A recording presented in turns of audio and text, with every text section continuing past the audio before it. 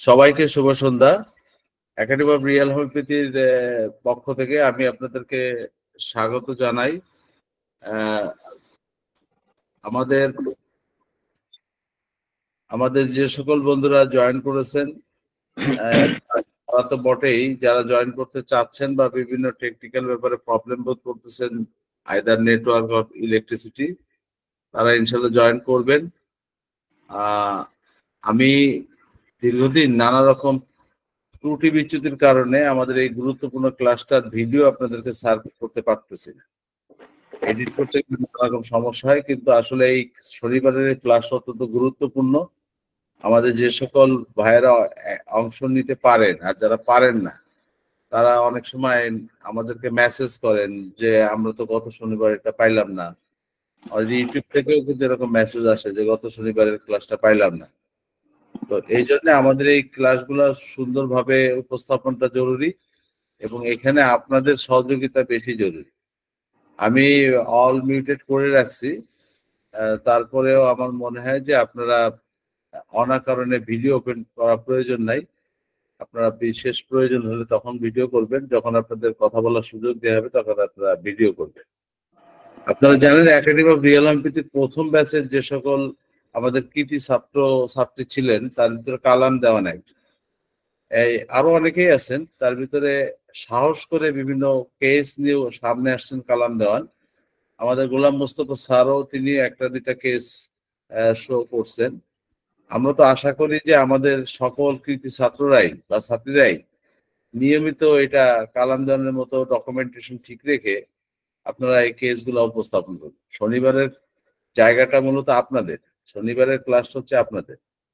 তো সেই কারণে আপনারা এখানে উপস্থাপন করলে আপনাদের দুইটা সুবিধা। একটা সুবিধা হচ্ছে যে আপনাদের ওই কেসগুলোর মধ্যে সুবিধা কিভাবে আপনার সফলতার দ্বার প্রান্তে গেলেন সেইটা আসলে আপনার শিক্ষা থেকে অন্যরাও শিক্ষার সুযোগ পায়।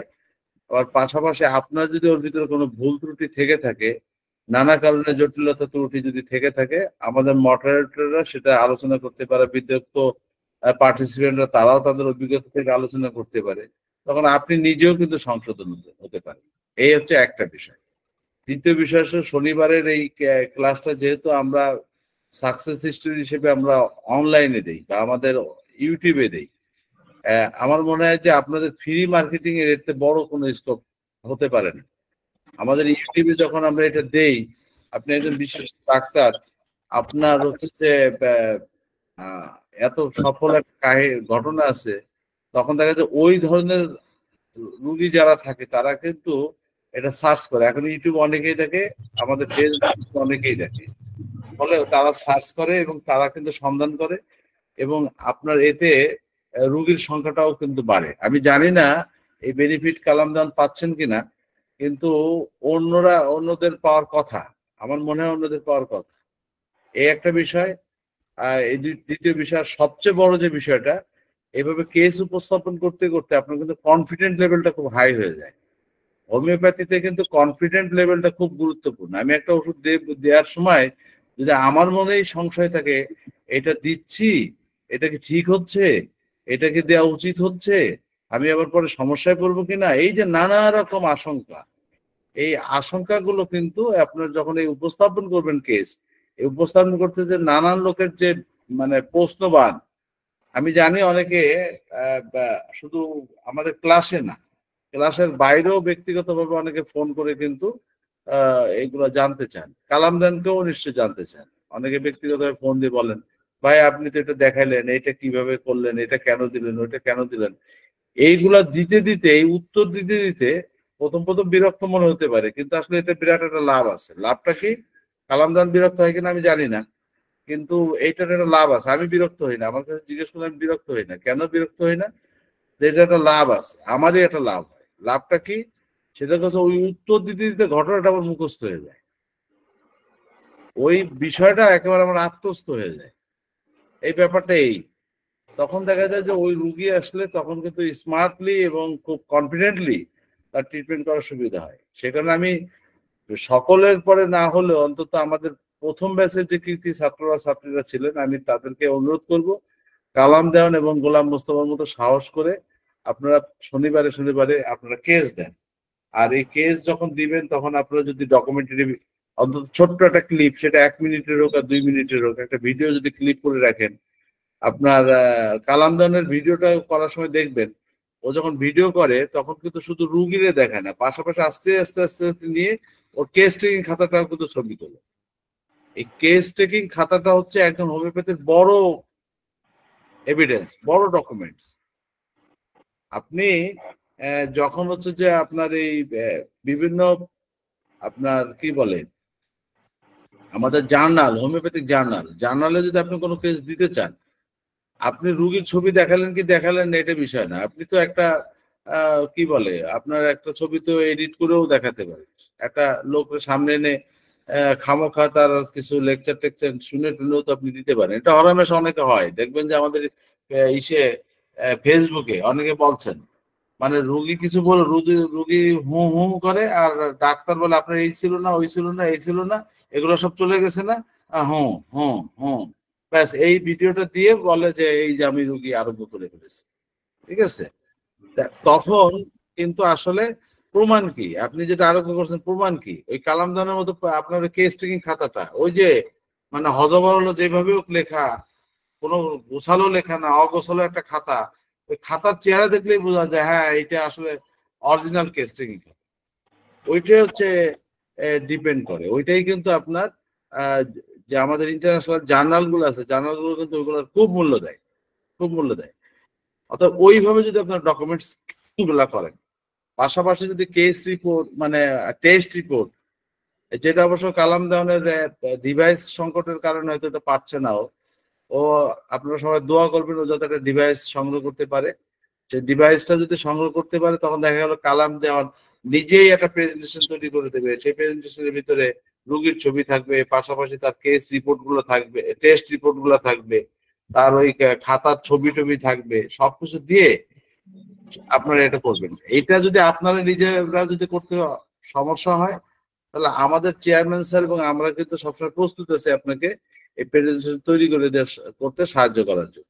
কারণ আমরা একাডেমি অফ রিয়েল হোমিওপ্যাথি শুধুমাত্র আর্থিক বাণিজ্যের জন্য কিন্তু এই প্রতিষ্ঠানটা আমরা ওপেন করি, এটা আপনাদের মনে প্রাণে বিশ্বাস করতে হবে। হ্যাঁ, আপনাদের কখনো কখনো কোনো কোনো ফি আমরা নেই, এবং সেই ফি যেটা নেই সেটা বোধহয় বাংলাদেশের যতগুলো প্রতিষ্ঠান আছে সেই তুলনায় খুবই কম, খুবই কম। তারপরেও আমরা এটা নেই কেন, যে আমরা একটা প্রতিষ্ঠান দাঁড় করাচ্ছি, দাঁড় করাতে গেলে এখানে নানা রকম ব্যয় আছে। আপনাদের সামনে যে আমরা ইয়েটা করতেছি, যে ডিভাইসটা ব্যবহার করতেছি, যে গুগল মিট ব্যবহার করতেছি, এর জন্য আমাদের প্রতি মাসে মাসে ডলার পেমেন্ট করতে হয়। ঠিক আছে, এই সব মিলায়ে এত খরচ আছে। আমরা যশোরে একটা দোতলা ভবন ভাড়া নিয়ে আসি, সেখানে ভাড়া দিতে হয়, এই যার কারণে আমাদের কিন্তু আর্থিকভাবে কিছু মানে নিতে হয়। সেটা আর্থিক ভবন নিলেই তো হয় না, সেখানে আমাদের বিদ্যুৎ বিল, পরিষ্কার পরিচ্ছন্নতা বিল, সব মিলে তো খরচ আছে। এই খরচগুলো আমরা কোথায় পাবো? এই খরচগুলো তো আপনাদের কাছ থেকে আমরা বিভিন্ন রকম কোর্স করে অথবা ওয়েবিনার করে অথবা আমরা ওয়ার্কশপ করে এই টাকাগুলো আমরা সংগ্রহ করার চেষ্টা করি। এছাড়া আমাদের ব্যক্তিগত লাভালাভ, ব্যক্তিগত সুবিধা অসুবিধা এই বা ব্যক্তিগত রিমিনারেশন, এই ধরনের চিন্তা ভাবনা করে কিন্তু আমাদের কোনো কোর্স চলছে না, কোনো কোর্স চলছে না। আমি গত কালকে একজন শুনলাম যে একজন একটা ক্লাস করে নেয়, সপ্তাহে করে একটা করে ক্লাস নেয়, তিনি প্রতি ক্লাসে 1,000 টাকা করে ফি নেন স্টুডেন্টদের কাছ থেকে, এবং স্টুডেন্টরাও নিচ্ছে। আমার মাঝে মাঝে মনে হয় এটা কালামদান মানে মাঝে মাঝে আমাকে মাথায় নক করে বলে, আমি কালামদানের কতটা গুরুত্ব দিতে চাই না, কিন্তু আমার কাছে মাঝে মাঝে মনে হয় যে আসলে ওই যেই জিনিসের দাম বেশি সেই জিনিসটার গুরুত্ব বেড়ে যায়। ও আমি ধরেন আপনার হচ্ছে যে লেকচার দেব 1 ঘন্টা, আমি কোনো আপনাদের কাছে পেমেন্ট নিব না, এটার মূল্য আপনাদের কাছে খুবই কম। কিন্তু আমি যদি বলি যে হ্যাঁ আমি 1 ঘন্টা করে লেকচার দিব, আমার এই লেকচার শোনার জন্য আপনাদেরকে পার লেকচার 1,000 টাকা করে পেমেন্ট করতে হবে, তখন কিন্তু অনেকে হুমড়ি খেয়ে পড়ে যে হ্যাঁ তাই তো, এখানে বোধহয় বিশেষ কিছু হবে, এখানে বোধহয় বিশেষ কিছু হবে। তো যাই হোক, আমরাও চিন্তা করতেছি ভবিষ্যতে, যেমন আমি অর্গাননের পরে নিজেকে সাজাচ্ছি, আমি ওই ওই অর্গানন যখন আমি স্পেসিফিক ভাবে কোর্স করব তখন ওরকম একটা হাই পেমেন্ট দিয়েই কিন্তু আপনাদেরকে শিখতে হবে। কারণ আমাকে 20 বছর ধরে যে অর্গানন আমি শিখছি সেটা আপনাকে 20 পয়সা দিয়ে যদি আমি প্রদান করি, তাহলে অর্গাননের পরে যথার্থ মূল্য দেওয়া হবে না এবং অ্যানিম্যাল সেলের পরে যথার্থ সম্মান দেখানো হবে না। তো আমি সেভাবে প্রস্তুত হচ্ছি, আপনারা প্রস্তুত হন যথেষ্ট অর্থমূল্য দিয়ে সেটা শোনার জন্য বা সেটা দেখার জন্য। তো যাক, আমি অনেক কথা বলে ফেললাম। আমাদের মূল উদ্দেশ্য যেটা, সেটা হচ্ছে যে আমাদের যারা সাথে সংশ্লিষ্ট, আমাদের সাথে যারা স্টুডেন্ট হিসেবে অন্তত আছে, তারা প্রতি ব্যাচেই আপনারা চেষ্টা করেন যে আমরা প্রত্যেকে কালাম দেওয়ানের মতো আমরা শনিবারে শনিবারে কেস দেখাবো। ঠিক আছে, এইটা আপনারা প্রত্যেকে সচেষ্ট। দরকার হলে আমরা একদিনে 2 জনকে কেস দেখাবো, সমস্যা কি? ছোট ছোট করে কেস দেখাবে, এক একজন 2 জন করে দেখাবে, কোনো সমস্যা নেই। আর একটা বিষয় হচ্ছে কি, আমি গোলাম মোস্তফা স্যার যদি থেকে থাকেন, আমি তাকে অনুরোধ করবো আপনি 1টা কি 2টা কেস দেখায় আর দেখাচ্ছেন। এইটা এইটা আপনিও নিজেকে প্রস্তুত করেন, কিছু কেস দেখান। অনেকে আবার হচ্ছে কি, ডকুমেন্টারি না থাকলে কেস দেখাতে উৎসাহ বোধ করেন না। ডকুমেন্টারি না থাকলে কেস দেখাতে উৎসাহ বোধ করেন। আমি গত ক্লাসে কালামদানকে বলছিলাম যে আপনি একজন স্টুডেন্ট এবং আপনি একজন আমাদের একাডেমির যথেষ্ট গুরুত্বপূর্ণ পার্সন। আপনাকে যে বিশ্বাস করে না, তার জন্য আপনার ক্লাস না। আপনাকে যে বিশ্বাস করে না, তার জন্য আপনার ক্লাস না। আপনি ডকুমেন্টস দেখাচ্ছেন বিশ্বাস সৃষ্টি করার জন্য, ডকুমেন্টস দেখাচ্ছেন হচ্ছে যে তার এক্সপ্রেশন বোঝানোর জন্য, তার যে ফিজিক্যাল এক্সপ্রেশনটা প্রাইমারি স্টেজে কি ছিল এবং পরবর্তীতে যখন মোটামুটি একটা অ্যাপারেন্টলি হেলদি স্টেটে চলে আসলো, তখন তার ফিজিক্যাল এক্সপ্রেশনটা কেমন হচ্ছে, এইগুলো বোঝানোর জন্য হচ্ছে আমাদের ভিডিও ক্লিপ বা ছবি। বিশ্বাস স্থাপন করার জন্য এটা না। আমাদের কথা যদি বিশ্বাস না হয়, তিনি শুনবেন না, তিনি লিভ নিবেন। আমরা আনুষ্ঠানিকভাবে আমাদের পিএইচডি 1 ক্লাস শুরু করছি। আজকে আপনাদের সামনে সফল কাহিনী নিয়ে আসছেন আমাদের অত্যন্ত প্রিয় ছাত্র, একাডেমি অফ রিয়েলোপ্যাথির প্রথম ব্যাচের কৃতি ছাত্র ডক্টর কালাম দেওয়ান। আমি কালাম দেওয়ানকে অনুরোধ করবো আপনি আপনার কেস উপস্থাপন করুন। বিসমিল্লাহির রহমানির রহিম। অসংখ্য ধন্যবাদ academy of real homeopathy chairman জনাব মঞ্জুর খান স্যার। ধন্যবাদ জানাচ্ছি সিইও জনাব কাজী আজম স্যার। ধন্যবাদ জানাচ্ছি ডাক্তার লুৎফর রহমান স্যার। ধন্যবাদ জানাচ্ছি সুনীল কুমার ঘোষ স্যার। ধন্যবাদ জানাচ্ছি জিএম ওয়াহিদুর রহমান স্যারকে এবং সন্ধ্যাকালীন শুভেচ্ছা উপস্থিত সকল সম্মানিত ডাক্তার ও ভাই ও বোনদেরকে। আজকে আপনাদের সামনে যে কেসটা প্রেজেন্টিং করা হবে, সেই কেসটা শুরুতে একটু বলে নেই। যা দেখা যায় তা বোঝা যায় না, যা বোঝা যায় তা দেখা যায় না। আমি আবার বলছি, যা দেখা যায় তা বোঝা যায় না, যা বোঝা যায় তা দেখা যায় না। আপনাদের সামনে যে কেসটা উপস্থাপন করব, সেটা 7/1/2025 তারিখে রোগী নিয়ে আমার কাছে আসছে। নাম তার শিল্পী। আমি শিল্পী আপা বলে ডাকি। আমাদের 2 কিলোমিটার থেকে 2.5 কিলোমিটার দূরে এই রোগীর বাড়ি। সে যেদিন আমার চেম্বারে আসে, সেদিন তার ফেসিয়াল এক্সপ্রেশন যেটা ছিল, ভীষণ দুশ্চিন্তাযুক্ত, যন্ত্রণাকাতর। 2য় তলায় এসে সে অনেক হাঁপাচ্ছিল, খুব ক্লান্ত বোধ, মনে হয় অনেক কাজকর্ম করে এসেছে, ডিপ্রেশন। ইতিপূর্বে তার দুঃসংবাদ শুনে একটা মিনি স্ট্রোকের ঘটনা ছিল। যাক, আমরা রোগীর সাথে একটু কথা বলি, রোগীর যে ভিডিওটা সেটা শুনি। আপা, ঠিক আছে, কেমন আছেন আপা? আচ্ছা আপা, আপনি আসছিলেন 7/1/2025। আবার দেন, ভিডিওটা চলছে না, পুনরায় বন্ধ আছে, সাউন্ড আসছে, ছবি আসছে না। ছবি মানে হ্যাং হয়ে আছে।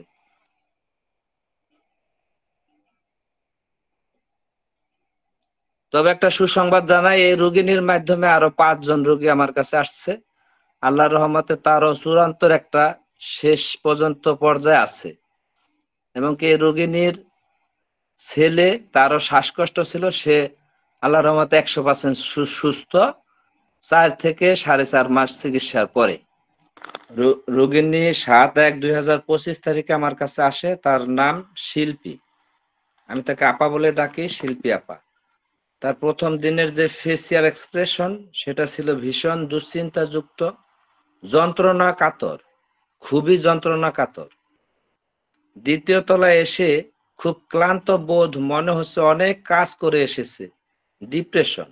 ইতিপূর্বে তার কাছ থেকে যেটা জানতে পেরেছি সেটা হচ্ছে দুঃসংবাদ শুনে পূর্বে মিনি স্ট্রোক করেছে। তার প্রেজেন্ট কমপ্লেন যেটা, সেটা হচ্ছে ডান হাতের বৃদ্ধাঙ্গুলির গোড়ায় ফুলে গেছে, হাড় বৃদ্ধি সহ রগের মধ্যে নীল হয়ে শক্ত হয়ে গেছে, প্রচন্ড ব্যথা। এই হাত ফুলে গেছে এবং কি নীল হয়ে গেছে, প্রচন্ড ব্যথা ছিল, প্রচন্ড ব্যথা, ফুলে গেছে, হাড় বৃদ্ধি সহ রগের মধ্যে নীল হয়ে শক্ত হয়ে গেছে, প্রচন্ড ব্যথা। 2 মাস যাবত, সে 1.5 মাস যাবত ক্লাসিক্যাল হোমিওপ্যাথি চিকিৎসা করে কোনো উপকার পায়নি, বরং আরো বেড়ে গেছে। সে তাৎক্ষণিকভাবে স্মৃতিশক্তির দুর্বলতা ছিল তার ভিতরে, কিছুই মনে থাকে না। 3 নাম্বার সমস্যা হচ্ছে শ্বাসকষ্টের সমস্যা হালকা আছে। 4 নাম্বার সমস্যা হচ্ছে ওজন বেশি, 68 কেজি প্রায়। 5 নাম্বার সমস্যা হাই ব্লাড প্রেশার, 6 বছর যাবত চিকিৎসা এলো। তার ব্লাড প্রেশার যেদিন মেপেছি প্রথম দিন, সেদিন সে অ্যালোপ্যাথি ব্লাড প্রেশারের ওষুধ খাওয়ার পরও তার সিস্টোলিক ছিল 140 এবং ডায়াস্টোলিক ছিল 90। কন্টিনিউ সে অ্যালোপ্যাথি হাই ব্লাড প্রেশার ওষুধ খাওয়ার পরেও। বাত ব্যথা এবং শারীরিক ব্যথা, শরীরে প্রচন্ড ব্যথা, বাত ব্যথা 12 থেকে 14 বছর যাবত। বিভিন্ন রোগের জন্য অ্যালোপ্যাথি ঔষধ সেবন করতে হয়, মাসে 5,000 টাকার ঔষধ খেতে হয়। মোটা কণ্ঠে প্রচুর কথা বলে, বাচাল প্রকৃতির। আরো বিভিন্ন সমস্যায় সে জর্জরিত ছিল, সেগুলো এখানে নোট করা হয়নি। হ্যালো স্যার, ক্লাস শুরু হবে না? না, আপনার ভিডিও তো ওপেন হয় নাই, ভিডিও ওপেন করেন। বাবা ভিডিও পড়া ওপেন করেন, আপনি আগে কথা বলে নেন, রেডিও, তারপরে আপনি পরে করবেন। জি, হিস্টরি অফ প্রেজেন্ট কমপ্লেন। আবার কি হলো, আমাকে দিয়ে উপরে নিয়ে আসছে। হিস্টরি অফ প্রেজেন্ট কমপ্লেন 35 বছর বয়সে। হ্যাঁ, ভিডিওটা আসছে স্যার, একটু শুনি। স্যার এখন শোনা যায়? সাউন্ড আসছে না, ভিডিও আসছে।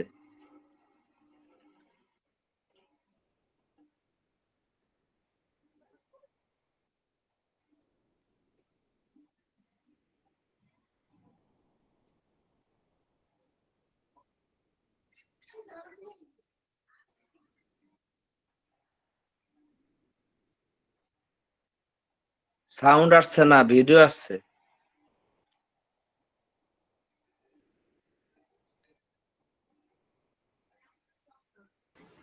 ঠিক আছে কালাম দেওয়ান, আমি আপনাকে রিকোয়েস্ট করতেছি আপনি ভিডিওটা বাদ দেন।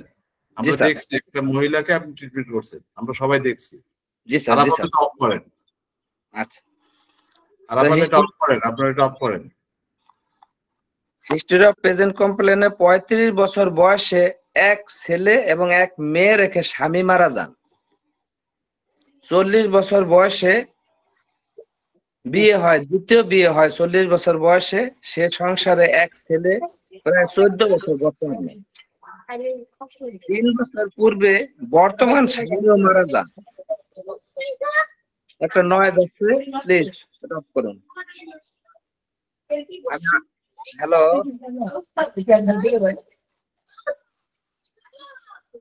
আমি আবার বলছি, হিস্টরি অফ প্রেজেন্ট কমপ্লেন 35 বছর বয়সে এক ছেলে এবং এক মেয়ে রেখে তার স্বামী মারা যান। 40 বছর বয়সে তার দ্বিতীয় বিয়ে হয়, সংসারে এক ছেলে আছে 14 বছর। 3 বছর পূর্বে বর্তমান স্বামীও মারা যান। এরপর থেকে বিভিন্ন রোগের বৃদ্ধি। HPC past history, PH past হিস্টোরিতে 7 বছর বয়সে জ্বর হয়েছে, প্রথম মাসিক প্রচন্ড পেইন ছিল। 12-13 বছর বয়সে প্রথম মাসিক হয়েছে, 12-13 বছর বয়সে, কিন্তু সেটা প্রচন্ড পেইনফুল ছিল। গোব্যাক, গর্ভকালীন মা বিভিন্ন রোগে ভুগেছেন। জন্মের পর প্রচন্ড কান্নাকাটি করত প্রায় 6 মাস যাবত। ডাক্তার বলে সে গ্যাসের সমস্যা, এই জন্য অ্যালোপ্যাথি ওষুধ খেতে হয়েছে। ছোটবেলায় তার ঠান্ডা সমস্যা ছিল। ভেরি ভেরি ইম্পর্টেন্ট, যেটা তার জন্মের পূর্বে মাকে 2 বার কুকুর কামড় দিয়েছিল। তার মায়ের সাথে কথা হয়েছে, মাকে তার জন্মের পূর্বে 2 বার কুকুর কামড় দিয়েছিল, তার জন্য থাল পরা দিয়ে ভালো হয়েছে। টেম্পারমেন্ট অফ 5 অবজারভেশনে যেটা, সেটা হচ্ছে প্রথম ঘুম 11টায় শুতে যায়, ঘুমাতে ঘুমাতে রাত 1টা-2টা বেজে যায়, ঘুম আসে না। বিছানা ছাড়তে কষ্ট হয়, খাওয়া কম খায়, আধা প্লেট, মোটা হয়ে যাবার ভয়ে সে খায় না। তার পেটটা এরকম মোটা ছিল, এরকম। আর যখন আমার চেম্বারে আসছিল তখন মানে খুব ধরফর করছিল, শ্বাসকষ্টের ভাব হয়ে গেছিল। এগুলো তার কাছ থেকে বলা ছিল, তো ভালো ছিল। 3 নাম্বার, পায়খানা 10 থেকে 15 মিনিট লাগে, সময় লাগে 10 থেকে 15 মিনিট, 20 মিনিট। কষা মাঝে মাঝে হয়। 4 নাম্বার, মন মেজাজ রাগ ঘরেই, বাহিরে নয়। সে সেই সময় স্টেটমেন্ট আমাকে যেটা দিয়েছে প্রথম দিন, রাগ ঘরেই বাহিরে না, আমি লিখেছি। ভাবনা চিন্তা ভালো হবে, কিন্তু হোমিওপ্যাথির উপর বিশ্বাস নেই, কেননা সে ক্লাসিক্যাল হোমিওপ্যাথি যথেষ্ট টাকা খরচ করেছে, যথেষ্ট ওষুধ খেয়েছে, তাতে রোগের আরো বৃদ্ধি হয়েছে। এ রোগীর চিকিৎসায় প্রথম মেডিসিন কি হতে পারে আপনারা একটু বলুন।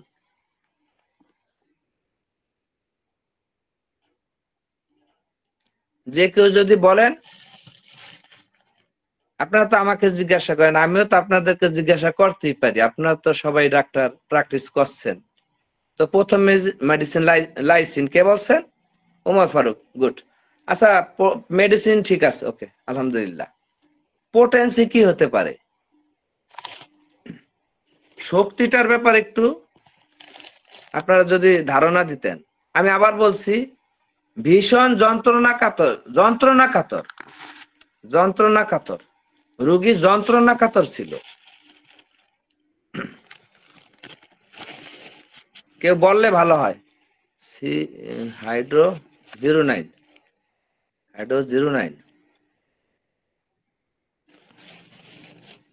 ধন্যবাদ। যারা বলেছেন অসংখ্য অসংখ্য ধন্যবাদ, সবারটাই ঠিক আছে। হ্যাঁ, পিআরএস কে বিবেচনা করে আমি প্রথম মেডিসিন হাইড্রোফোবিনাম 09 দিয়ে স্টার্ট করি এবং কি বসায় রাখি। বসায় রাখার পরে আমি অবজারভেশন করি। হ্যাঁ, আলহামদুলিল্লাহ। আমি 15 মিনিট পরে তাকে জিজ্ঞাসা করছি, আপনার কি অনেক খারাপ লাগছে? সে বলছে, না, আমার না অনেক জিনিস পাতলা লাগতেছে, ভালো লাগতেছে। তার মুখের ভিতরে একটা ফেসিয়াল এক্সপ্রেশনে হাইলাইট এবং কি পজিটিভ সিউসিটিপি আমি পেয়েছি। তো রোগীকে যথার্থ ফাইটাম দিয়ে আমি বিদায় করে বলি, 1 সপ্তাহ পরে আপনি আসুন। 3টা ফাইটাম দিয়ে বিদায় করি। 1 সপ্তাহ পরে রোগী আসে। আসার পরে রোগীর অবস্থা বিবেচনা করে আমি 09 আবার রিপিট করি এবং দিয়ে দিই, হাইড্রোফোবিনাম 09 দিয়ে দিই। আমি রোগীকে শুধু বলছি যে, না, আপনার যখন সমস্যা হবে তখন আমাকে ফোন দিবেন। তার 5 অবজারভেশন নিয়েছি, তার ফিলিংস, থট, অ্যাক্টিভিটিতে যেটা পেয়েছিলাম সেগুলো তার পজিটিভলি আছে।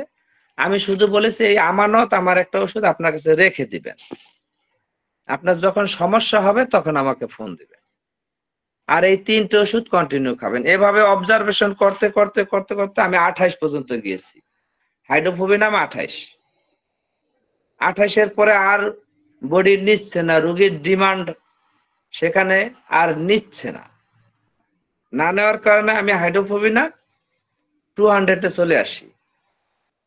200 চলে আসার পরে তারপর আমি 03, 01, 02, 01 হয়ে বেরিয়ে যাই।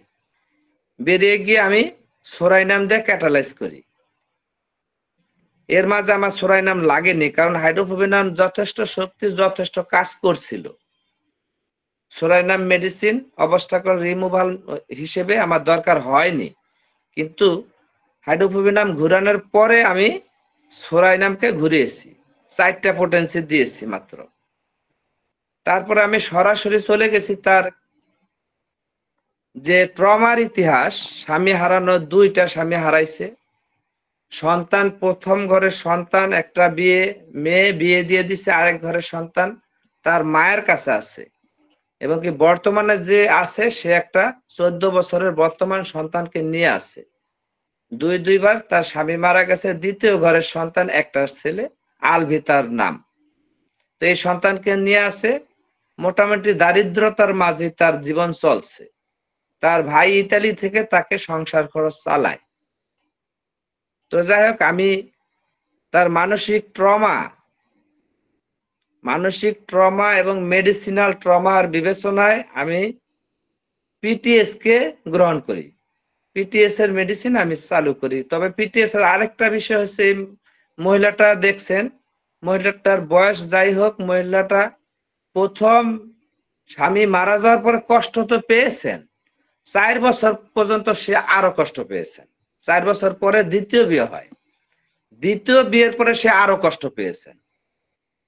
হয়তো 6 মাস ঠিকঠাক সংসার হয়েছিল, কারণ সে দ্বিতীয় বিয়ে করেছে যেই স্বামীটাকে, সেটা ছিল অনেক বয়স্ক। তার লাইফ চলার জন্য সে ডিসিশন নিতে পারে নাই যে তার জন্য কি বয়সের স্বামী দরকার। তো তার মায়ের অনুরোধে এবং কি পারিবারিক ডিসিশনে বিয়ে হয়, কিন্তু সে দ্বিতীয় বিয়ের পরও ট্রমা তার ক্রমান্বয়ে প্রতি রাত্রে সে ট্রমার শিকার হয়েছে। বিস্তারিত বলবো না, আমি পিটিএস কে বিবেচনা করে কার্বোভেস 03 দিয়ে স্টার্ট করি। 03, 06 এগুলো কিন্তু একদিনে না, দেখা যায় 2 দিন 3 দিন পর পর অবজারভেশন অনুসারে। আপনারা আবার একসাথে বলছি বিদায় একসাথে নিবেন না বিষয়টা। 7/1/2025 সালে আসছে, না সরি ভুল বলছি, তারিখটা হচ্ছে 7/1, হ্যাঁ 7/1/2025 সালে আসছে। তো এইভাবে অবজারভেশন করে করে আমি কার্বোভেস 26 পর্যন্ত গিয়েছি। 26-এর পরে আমার মনে হলো আর নিবে না, আর নেয়নি। তারপরে 200, 03, 02, 01 হয়ে বেরিয়ে গেছি। বেরিয়ে গিয়ে আমি যে প্রথম ভুলটা করেছি সেটা হচ্ছে তার যে টেম্পারমেন্টের 5 অবজারভেশন। এই 5 অবজারভেশনে যেটা তার মন মেজাজের দিকটা আমি ফলো করছি, রাগ বেশি, ঘরেই বাহিরে নয়। আমি ইতিপূর্বে বলেছিলাম, যা দেখা যায় তা বোঝা যায় না, যা বোঝা যায় তা দেখা যায় না। প্রথমে যে ভুলটা, তার যে টোন, তার যে নিচের ঠোঁট ভারী, সে যে একটা প্রতিবাদী মহিলা, এটা কিন্তু আমি বুঝতে পারিনি। এই জন্য আমি সাইকোসিস, সেকেন্ড সাইকেল তার হয়েছে সাইকোসিস বিবেচনায় তার প্রথম মেডিসিন আমি দিয়েছি ইন্ট্রোভার্ট বিবেচনা করে থুজা দিয়েছি, কিন্তু থুজা আমাকে ফেল করলো। থুজা আমাকে কোনো রেজাল্ট দিল না। পরবর্তীতে 3, 6, 9 থুজা ব্যবহার করার পর কোনো রেজাল্ট পেলাম না।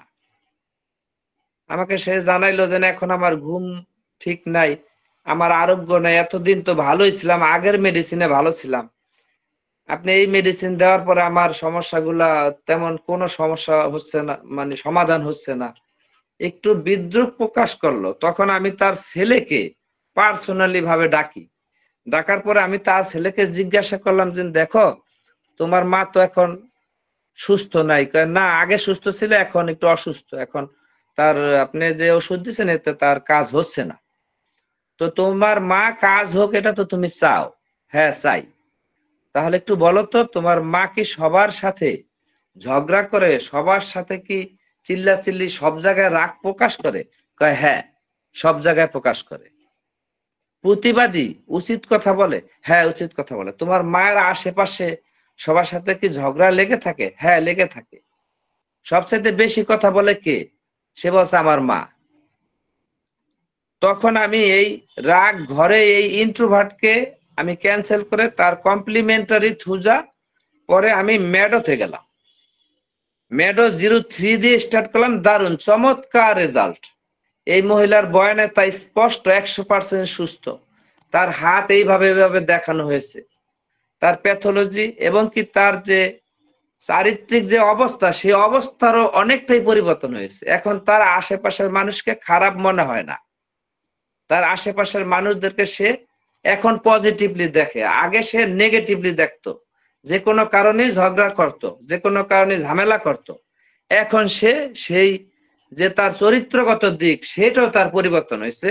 আমি ম্যাডো 03, 06, 09, 012, 15, 18-তে বর্তমানে আছি।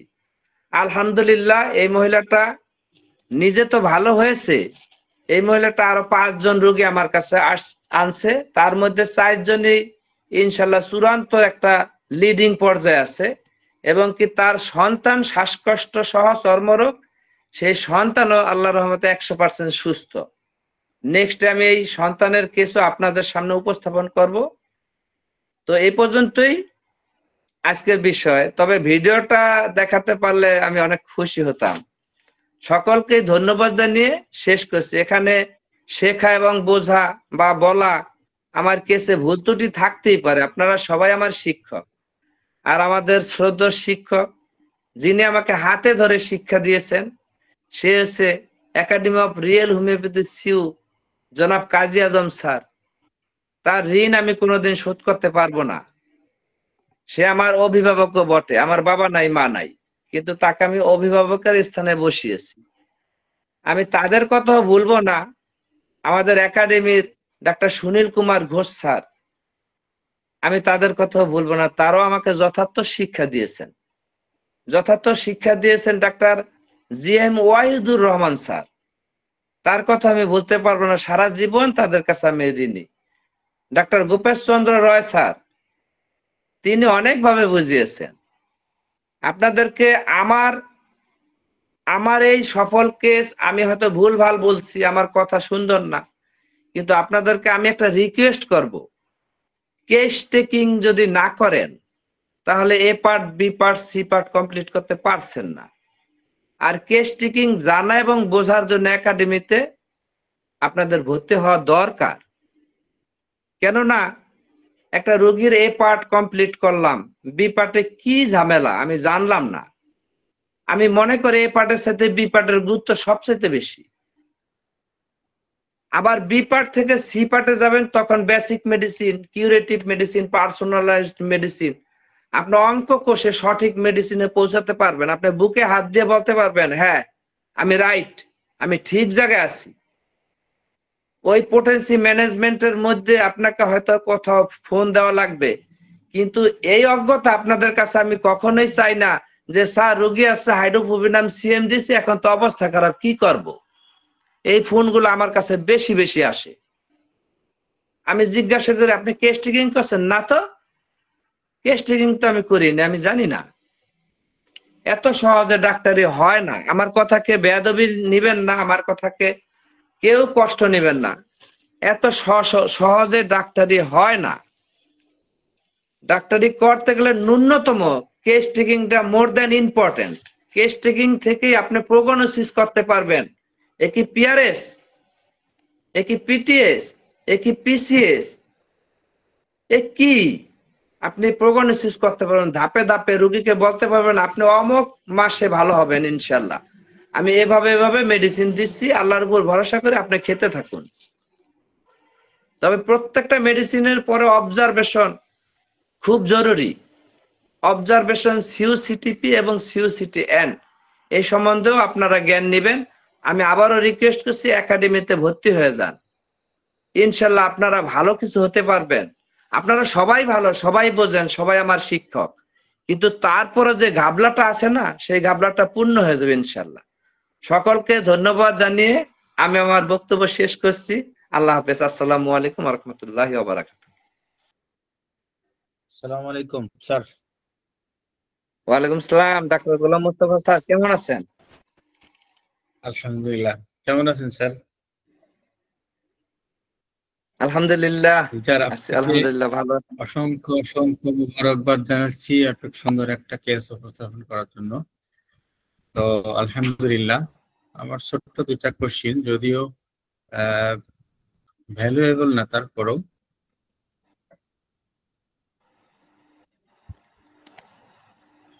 জি, যখন আপনি আপনাকে অসংখ্য খোঁজা ধন্যবাদ। দিলেন, ওনার কি সমস্যাগুলো কাম করলো বা রিটার্ন করলো, একটা একটা কোশ্চিন। আর মানে তাহলে স্যার আপনি সুন্দর প্রশ্ন 1/7/2025 শুরু করেছেন, আর সর্বশেষ জি স্যার আবার বলুন। মেডোরিনাম 18 কত মানে কতদিন, মানে কবে নাগাদ দিচ্ছেন? মানে রোগীটা আপনার কাছে আসছে ওই 7/1/2025, এটা আমি। আর সর্বশেষ মেডো 18 দিলেন কবে? জি জি হ্যাঁ, মেডো 18 দিছি প্রায় 1.5 মাস পূর্বে স্যার, প্রায় 1.5 মাস। জি, এখনো তার বাসায় ওষুধটা আছে, প্রয়োজন হলে ফোন দেয়। আমি 1 সপ্তাহ পরে ফোন দিতে বলছি। সমস্যা হলে ফোন দিলে রিপিটেশন ডোজ চলে, না হলে চলে না। 1 সপ্তাহ আগে তাকে বলছি যে আপনি খাবেন না, 1 সপ্তাহ পরে আমাকে ফোন দিয়ে আপনার সমস্যাগুলো বলবেন, তারপরে খাবেন। কিন্তু লাগে না, এখনো পর্যন্ত একটা ডোজের পরে এখনো ফোন বা ওইরকম কোনো তথ্য আসেনি স্যার। ধন্যবাদ স্যার। ডক্টর আনোয়ার হোসেন, আপনি হ্যান্ড রেজ করছেন। আনোয়ার হোসেন সাহেব, আপনি আনমিউট করে প্রশ্ন করেন। স্যার আমার একটা কেস টেকিং সম্পর্কে একটু আলোচনা করতে চাচ্ছিলাম। আমার একটা রোগী সম্পর্কে আর কি বলবো। বলেন। আমার একটা রোগী আপনার এখন থেকে 6 মাস আগে শির কষে, হাত পার শির কষে আপনার প্যারালাইজড হয়ে গেছে। যশোরে আপনার নিউরো বিশেষজ্ঞ ডাক্তার দেখায় আপনার ওনারা যেসব ওষুধ লিখেছে ওইগুলো কন্টিনিউ করবে। 6 মাস ধরে সেই ওষুধই খাচ্ছে। কিন্তু আমি দেখলাম যে ওই রোগীটা ঘুমোয় না, রাত 2-3টে পর্যন্ত ঘুম পড়ে না, 0.5 ঘুমের ওষুধ খাই যায়, তাও ঘুম হচ্ছে না। তখন আমি এটি দেখে আমি আপনার আজ 2 বছর যাবৎ রিয়েল হোমিওর বিষয়ে টুকটাক ঘাটাঘুটো করি, এবং যশোরে আপনার এই যে ভেকুটিয়ায় যে মহিদুজ্জামান, ওনার সঙ্গে একটু যোগাযোগ রাখি আমি। হ্যাঁ, তো আপনার সেই আমার যতটুকু জানা আছে ততটুকু আমি হাইড্রোফোবিনাম 03 এবং 05 এই দুটো কোর্স দিয়ে তার অনিদ্রা চলে গেছে।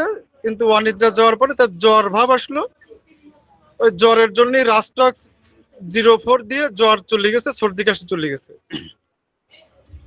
ওই সাথে আপনার ওই ব্যাসিলিনাম 1M দিছিলাম জ্বর সর্দি কাশির সময়।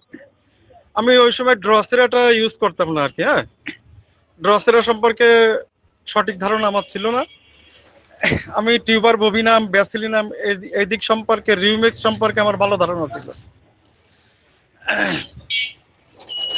তো সে পেশেন্টটার আপনার জ্বর ভাব চলে যাওয়ার পরে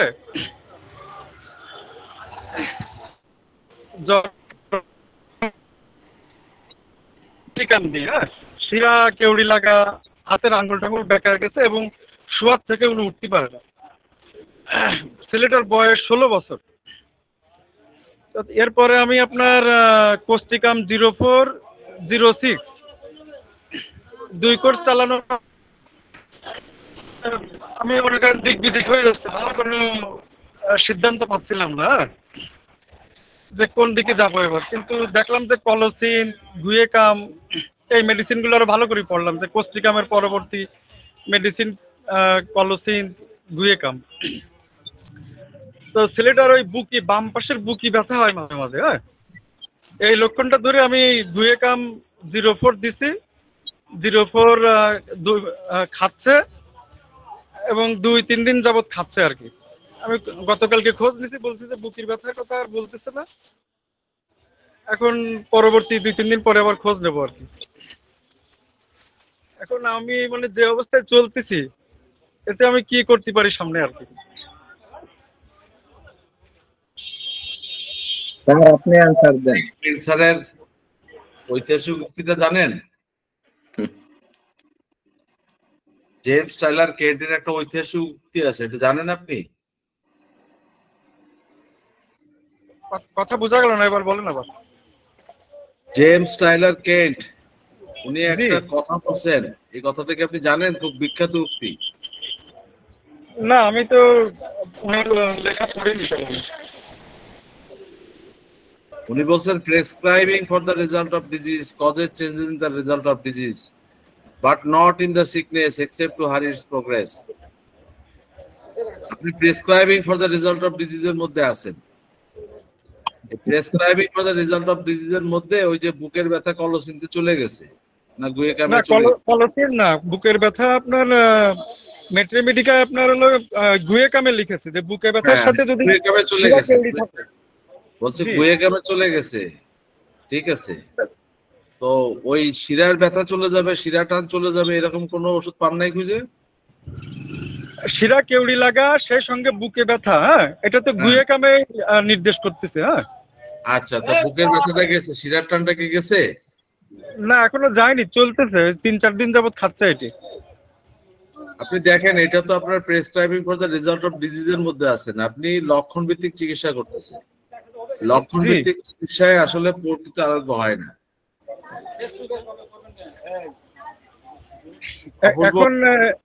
এখন এখানে আমরা কি করতে পারি তেমন? এটা করতে গেলে আপনাকে আগে পদ্ধতিটা বুঝতে হবে। এটা বোঝাতে গেলে আমার 6 মাস সময় লাগে। আপনাকে এখন কয় মিনিটে বুঝাবো বলেন? আচ্ছা, মানে আপনাদের থিওরি সম্পর্কে তো আমি মানে যে মেডিসিন গুলো, যে 6 সাইকেল এবং ইন্ডিকেশন গুলো, মেডিসিনের যে মেন মেডিসিন গুলো যে ইন্ডিকেশন, এসবগুলো সম্পর্কে আমি মানে অনেকদিন ধরে ঘাটাঘাটি করে কিছু ধারণা রাখি। আপনাদের সঙ্গে যোগাযোগ করে পাইছেন এগুলো, তাই বলেন? কি ঘাটাঘাটি করে এগুলো পাইছেন? হাইড্রোফোবিনাম সম্পর্কে মানে কোন ক্ষেত্রে ইউজ হচ্ছে? আরে বাবা, এটা কি ঘাটাঘাটি করে পাইছেন আপনি? মানে কোন ক্ষেত্রে কি ব্যবহার হচ্ছে আর কি। আমরা আর কি জানলেনটা কিভাবে? বই পড়ে জানছেন না কারো কাছ থেকে মুখে শুনে জানছেন? আমি আপনার যশোরে যে বই ভিত্তিক থেকে আপনাদের একটা বই নিয়ে আসলাম, আপনার লেখা, জিএম মানে আজম স্যার আপনার লেখা। হ্যাঁ, ওইটা পড়ছি। তারপরে আর অনলাইনে আপনাদের ভিডিও গুলো দেখি। তারপরে আপনার ওই যে ভেকুটিয়া যে ডাক্তার সাহেব বসেন, ডাক্তার ওয়াহিদুজ্জামান, ওনার সঙ্গে একটু যোগাযোগ রাখি। ওনার ওখানে গেছিলাম কয়েকবার না, নিয়মিত তার কাছে যান। যে আপনি কয়েক মাস যাতায়াত করার পরে এটা ভালোভাবে বুঝবেন। ঠিক আছে আনোয়ার? Thank you. জি, যে বোঝেন তারপরে এগুলো প্রয়োগ করেন। হ্যাঁ স্যার, ডাক্তার আনোয়ার ভাইকে আমি একটা অনুরোধ করতে চাচ্ছি যে ডাক্তার আনোয়ার স্যার, আপনি এভাবে না করে আপনি একটা কাজ করুন, আপনি একাডেমিতে ভর্তি হয়ে যান। আর আমাদের নিয়মিত ওয়ার্কশপ হচ্ছে, নিয়মিত যে আমাদের এই লিঙ্কে বিভিন্ন গাইডলাইন দেওয়া হচ্ছে, আপনি অ্যাটেন্ড হয়ে লেগে থাকুন। আর বিশেষ করে আপনি কেস টেকিংটা কমপ্লিট করুন, তাহলে আপনি প্রগনোসিস করতে পারবেন কোন মেডিসিনের পরে কোন মেডিসিন আর কখন 100% কিউর হবে। আপনার এই ঝামেলাগুলো আর হচ্ছে না। আপনি রেজাল্ট অফ ডিজিজের চিকিৎসা করছেন, তাতে রোগ সেরে গেছে, কিন্তু ভিতরে ভিতরে আসল রোগগুলা বাড়তি আছে। এই জন্য আপনি আবার আমাদের সাহায্য করছেন যে এখন আমি কি করব। আমি মানে সিমটম ওয়াইজ চিকিৎসা কথা ভাবি আর কি। জি না, ওটা ভাবনা রাখেন, সমস্যা নাই, কিন্তু আপনি এই রিয়েল হোমিওপ্যাথির যে পারফেক্ট শিক্ষা সেটা গ্রহণ করুন। আপনি কেস টেকিংটা সুন্দরভাবে শিখুন, এতে 6 মাস সময় লাগে। আপনি ভর্তি হয়ে যান, আর কাল বিলম্ব না করে আপনি ইনশাআল্লাহ ভালো মার্কসে ডাক্তার হতে পারবেন। যশোরে কোন জায়গায় যোগাযোগ করবো দিয়ে? আপনি আমাদের এই যে যে জিএম ওয়াহিদুর রহমান স্যার আছেন না, তাকে বলবেন আমাকে ভর্তি করে দেন, পাস শেষ। আচ্ছা ঠিক আছে, তাহলে সেভাবে। ঠিক আছে, স্যারের সাথে আপনি আলাপ করে ভর্তি হয়ে যান। ভর্তি হয়ে গেলে আপনি সম্পূর্ণ আপনি যা শিখেছেন যথেষ্ট মূল্যবান শিক্ষা, কিন্তু এর একটা যে সিস্টেম, আমি আপনার জানা দরকার। জি স্যার বলুন। যে আয়েশা খাতুন, না ঠিক আছে, ওই আলোচনা পরে করা যাবে ভাই। জি, আয়েশা খাতুন বলেন। আসসালামু আলাইকুম স্যার। ওয়ালাইকুম আসসালাম। আপনি কথা বলার আগে এটা বলেন, আপনি কেন ইসে জয়েন করলেন? কিসে স্যার? ওই যে ভয়েস কলে জয়েন করলেন কেন? স্যার আমি তো কোনো লিংক পাই না, আমি যেটা পাইছি সেটাতেই আমি জয়েন করে ফেলছি। আপনি কি খোঁজ করে পাইছেন? এটা কি আপনার চোখের সামনে বাঁধে নাই? কিন্তু একটু আগ পাস করলে তো পাই যেতে। জি স্যার, বুঝতে আপনারা পারিনি। গ্রুপে যেভাবে সালাম দেন, ওই হাই দেন, হ্যালো দেন, এই গ্রুপ তো সালাম হাই হ্যালোর জন্য না, এটা হচ্ছে আমি সেগুলো ইনফরমেশন। দিয়েছি। আপনি এগুলা দিয়ে ওইগুলা করছেন কি, আপনার মূল লিংকটা চলে গেছে মেলা উপরে, আর খুঁজে পান নাই। এবার নিজেরাই একটা ভয়েস কল বানাই নিয়ে ঠিক করছেন। আনোয়ার একটু মিউট করে রাখেন আপনার। হ্যাঁ মিউট করে রাখছি। তো আমি তো শুনতে পাচ্ছি আপনার আওয়াজ।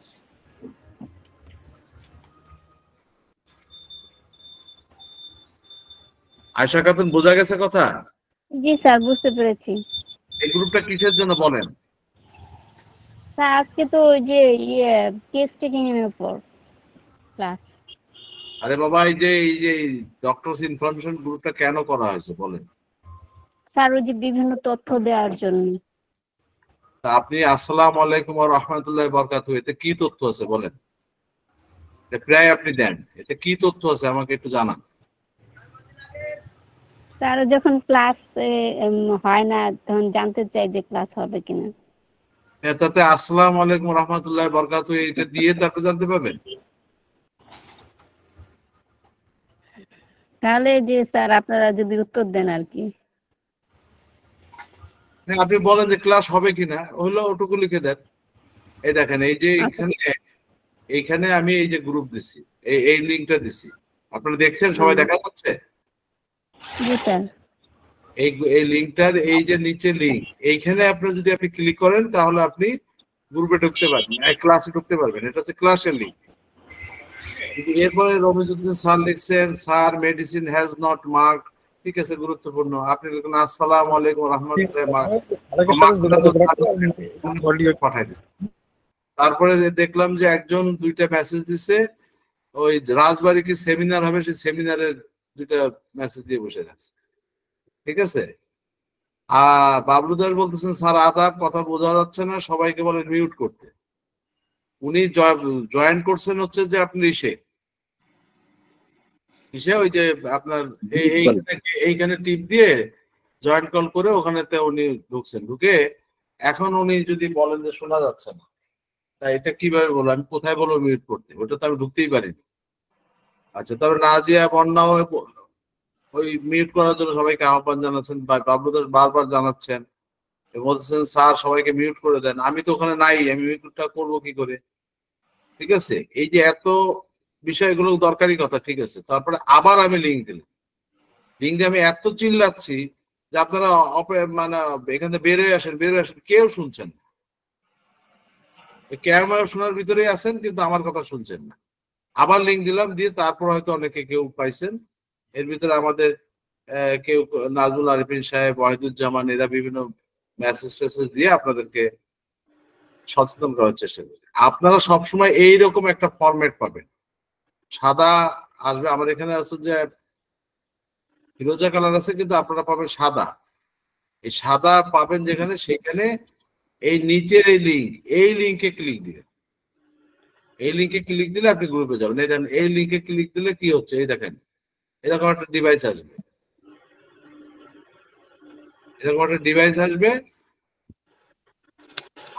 তারপরে হচ্ছে যে আপনার সেই এই যে এইবার আপনি এখানে জয়েন করলেন, ঢুকে গেল, ঠিক আছে। বোঝা গেছে কথা? জি স্যার বুঝতে পেরেছি, ওই যে তো আজকে বুঝতে পারি না যে কি হচ্ছিল, আমি মাথা হয়ে গেছিল, এখন মাথা বুঝতে খাটাতে হবে, পারছি। মাথা না খাটালে বাবা হোমিওপ্যাথি করা যাবে না, মাথা জি স্যার খাটাতে হবে। অনেক জি স্যার।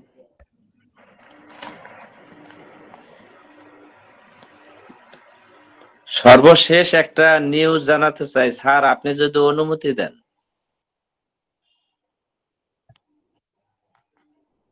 আচ্ছা, ওনার প্রশ্নটাকে শুনে নেন, তারপরে স্যার ওই যে আমি বলছিলাম যে এই স্যার আপনি কামাল দেওয়ার স্যারকে বলছি যে আপনি শেষে যে কার্বোবেজ দিয়েছিলেন রুগীকে, কার্বোবেজ একসময় দিয়েছিলেন কেন স্যার?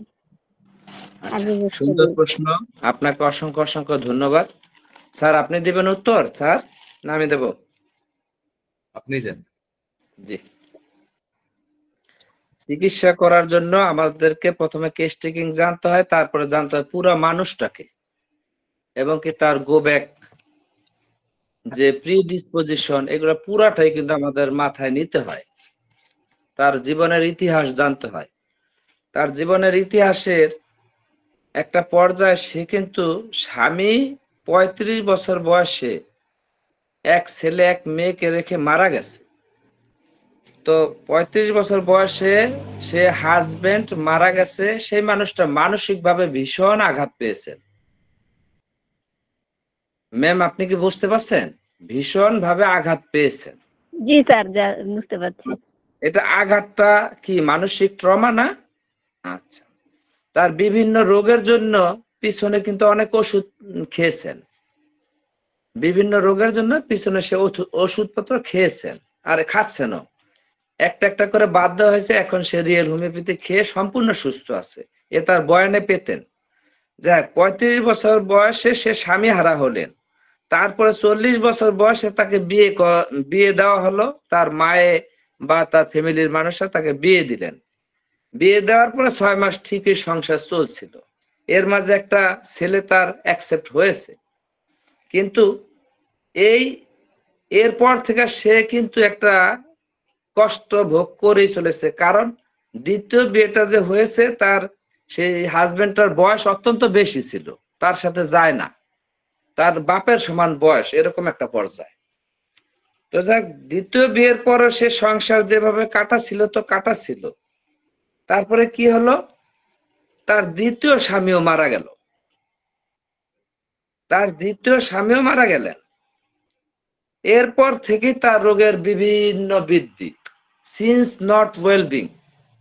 এই যে মানসিক কষ্ট, মেডিসিনাল ট্রমা, মানসিক কষ্টটাই তার ভিতরে সবচেয়ে বেশি। এই জন্য আমি কার্বোভেজকে অ্যালাউ করেছি ম্যাম, পিটিএস বিবেচনা করে কার্বোভেজ শুরু করেছি। মানসিক কষ্টের জন্য কার্বোবেজ। জি জি, হাইড্রোফোবিনাম কি এতে আসে না? না, হাইড্রোফোবিনাম আসছে তার যে প্রিডিসপোজিশন, গো ব্যাক। আমার এই যে শ্রদ্ধা সিউ স্যার এত সুন্দরভাবে আপনাদেরকে বলে, তবু আপনারা বোঝেন না। প্রিডিসপোজিশন, তার পূর্ব প্রবণতা, তার ফ্যামিলি হিস্টোরি না জেনে তো আমি মেডিসিন দিতে পারি না, এই জন্য তো কেস টেকিং দরকার। ফ্যামিলি হিস্টোরিতে তার মাকে আমি ফোন দিয়েছি রোগীর সামনে রাখা, তার মা অনেক বয়স্ক, তাকে শুধু জিজ্ঞাসা করছি, দেখুন আপনার এই যে শিল্পী মেয়েটা, এই মেয়েটা জন্মের আগে আপনাকে কোনো প্রাণী কামড়ের ইতিহাস আছে? হ্যাঁ, আমাকে তো 2 বার কুকুরে কামড় দিয়েছে, থাল পরা দিয়ে তার চিকিৎসা হয়েছে, সে ভালো হয়েছে, ওকে ফাইন। তাহলে এই শিল্পী যে রুগী, এই রুগিনী তো প্রিডিসপোজিশন থেকে পিআরএস নিয়ে আসছে, এবং কি তার মা এটাও বলেছে যে জন্মে গর্ভ অবস্থায় তার মায়ের ভীষণ রোগ হয়েছে, জন্মকালীন এই মেয়েটার ভীষণ রোগ হয়েছে। তাহলে আমার প্রথম মেডিসিনটা পিআরএস কে বিবেচনা করে প্রথম মেডিসিনটা আসছে হাইড্রোফোবিনাম বা লাইসিন। আর এর বিস্তারিত ব্যাখ্যা আমাদের সিউ স্যার চমৎকার ভাবে, কোনো জায়গায় ফাঁক রাখেন নাই।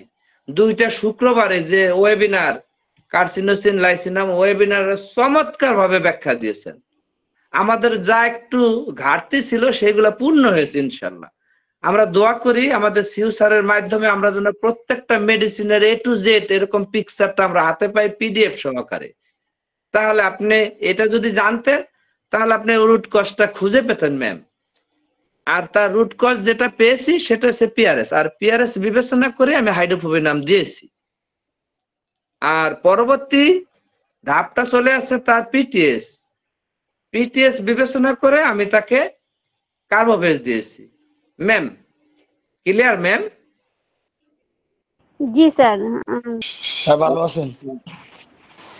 স্যার অসংখ্য ধন্যবাদ স্যার আপনাকে জানাই যে আপনার এই সফল কেসটা আমাদের মাঝে শেয়ার করার জন্য। আমাদের যেমন আত্মবিশ্বাস এবং এই যে রুগী কিভাবে আমরা কন্ট্রোল করবো, এখানে অনেক কিছু আমরা স্যার শিখতে পারতেছি।